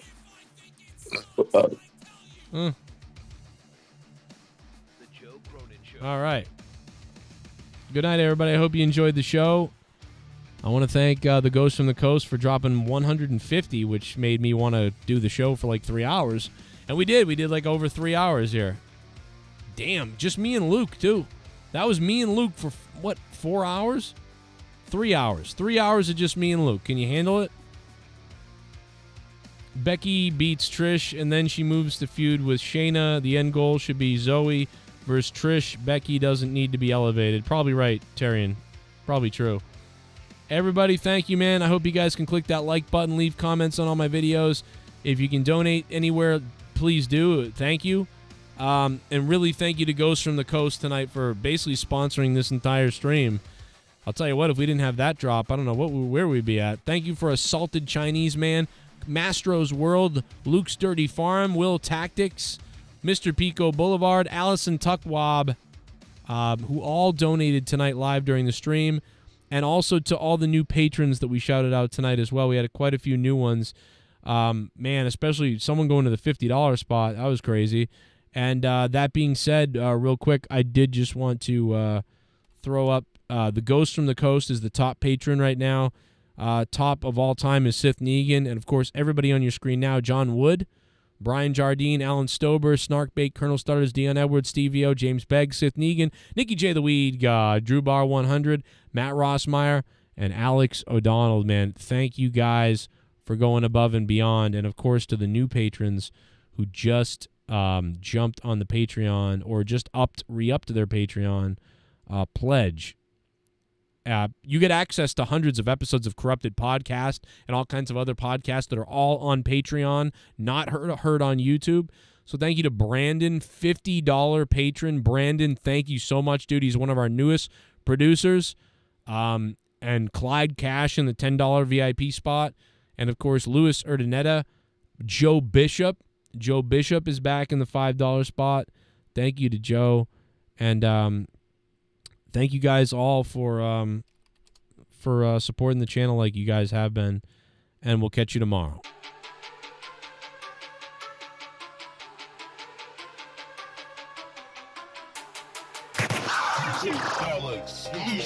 JCS for me.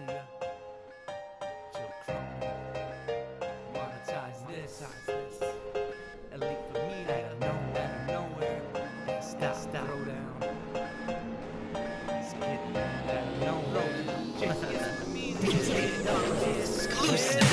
JCS. No. You don't wanna with us, homie. Trust me, you don't really wanna, homie. JCS. Out of nowhere, monetize this and throw down. It's the JCS show. Shout out to my JCS psycho. JCS. Shout out to OK Fabe, Leah, and my man Jake the Marto. JCS. Pussy, no pussies allowed. We scream it and we say it proud. JCS. To my man Joe Cronin, keep it rockin', keep it rollin'. And to every hater that ever ran his mouth, you can take our middle finger, take it and jam it down south. This whole fucking community, they know what we about. So when we talking, homie, take a seat and please shut your mouth. JCS, homie, done told you. And for every piece of shit that tried to test, got like the rest. What you thought? The man Joe Cronin go hard. Trust me, homie, we ain't worried about none of you retards. All these fat fucks wanna talk, they'll get cut. I ain't playing with your homies, fuck you faggots, and your wives are all sluts. I don't give a fuck, my nigga, come and test this. Me and the almighty Joe will eat you up for breakfast. JCS. You don't wanna with us, homie. Trust me, you don't really wanna, homie. JCS. Out of nowhere, monetize this and throw down big. JCS. It's the JCS show. Shout out to my JCS psycho. JCS. Shout out to OK Fabe, Leah, and my man Jake the Marto. JCS. Pussy, no pussies allowed. We scream it and we say it proud. JCS. To my man Joe Cronin, keep it rockin', keep it rollin'. And to every hater that ever ran his mouth, you can take our middle finger, take it and jam it down south. This whole fucking community, they know what we about. So when we talkin', homie, take a seat and please shut your mouth. Joe Cronin, whippin' the whip is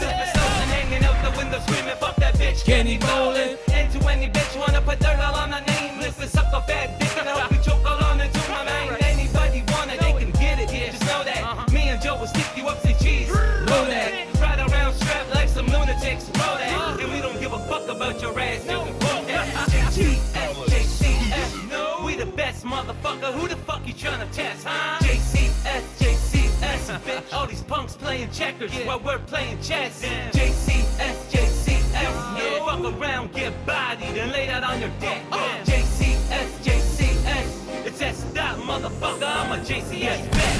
JCS, JCS. You don't want it with us, homie. Trust me, you don't really want it, homie. JCS, JCS. Add a no amount of charge, this and throw down, bitch. JCS, JCS. It's the JCS show. Shout out to my JCS psychos. JCS, JCS. Shout out to OK, Fed, Leah, and my man, Jake the Marco. Listen, homie, I ain't playing with you suckers. Catch you slipping on my dump, I hope clip on you motherfuckers. That's that. Always riding with you burners, cocksuckers. Talk on my name, I'ma show you how I'm a gunner. Make it that hot summer, shitting on you is a bummer. But when you see me, know it's me, hopping out the Hummer. S-style, homie, all you faggots better recognize. Or I'll come through, me and Joe, and we terrorize. Exclusive. Mustafa uploaded this to YouTube Kids. That's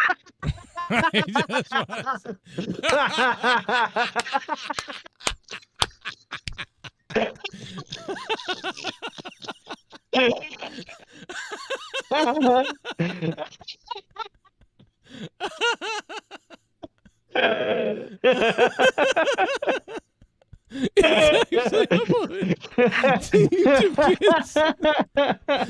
Stop his grooming kids. And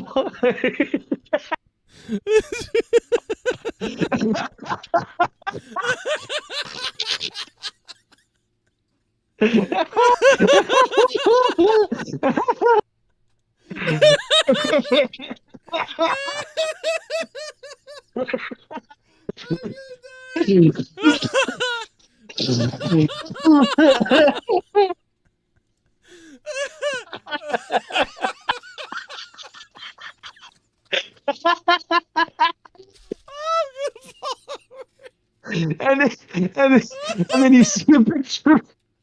And you see a picture of his face, bro.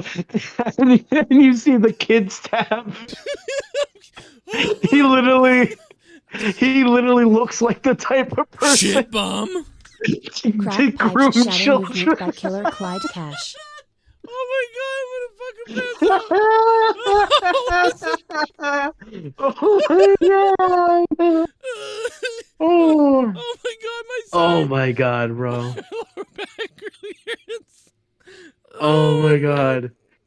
I think I had an aneurysm from laughing so hard.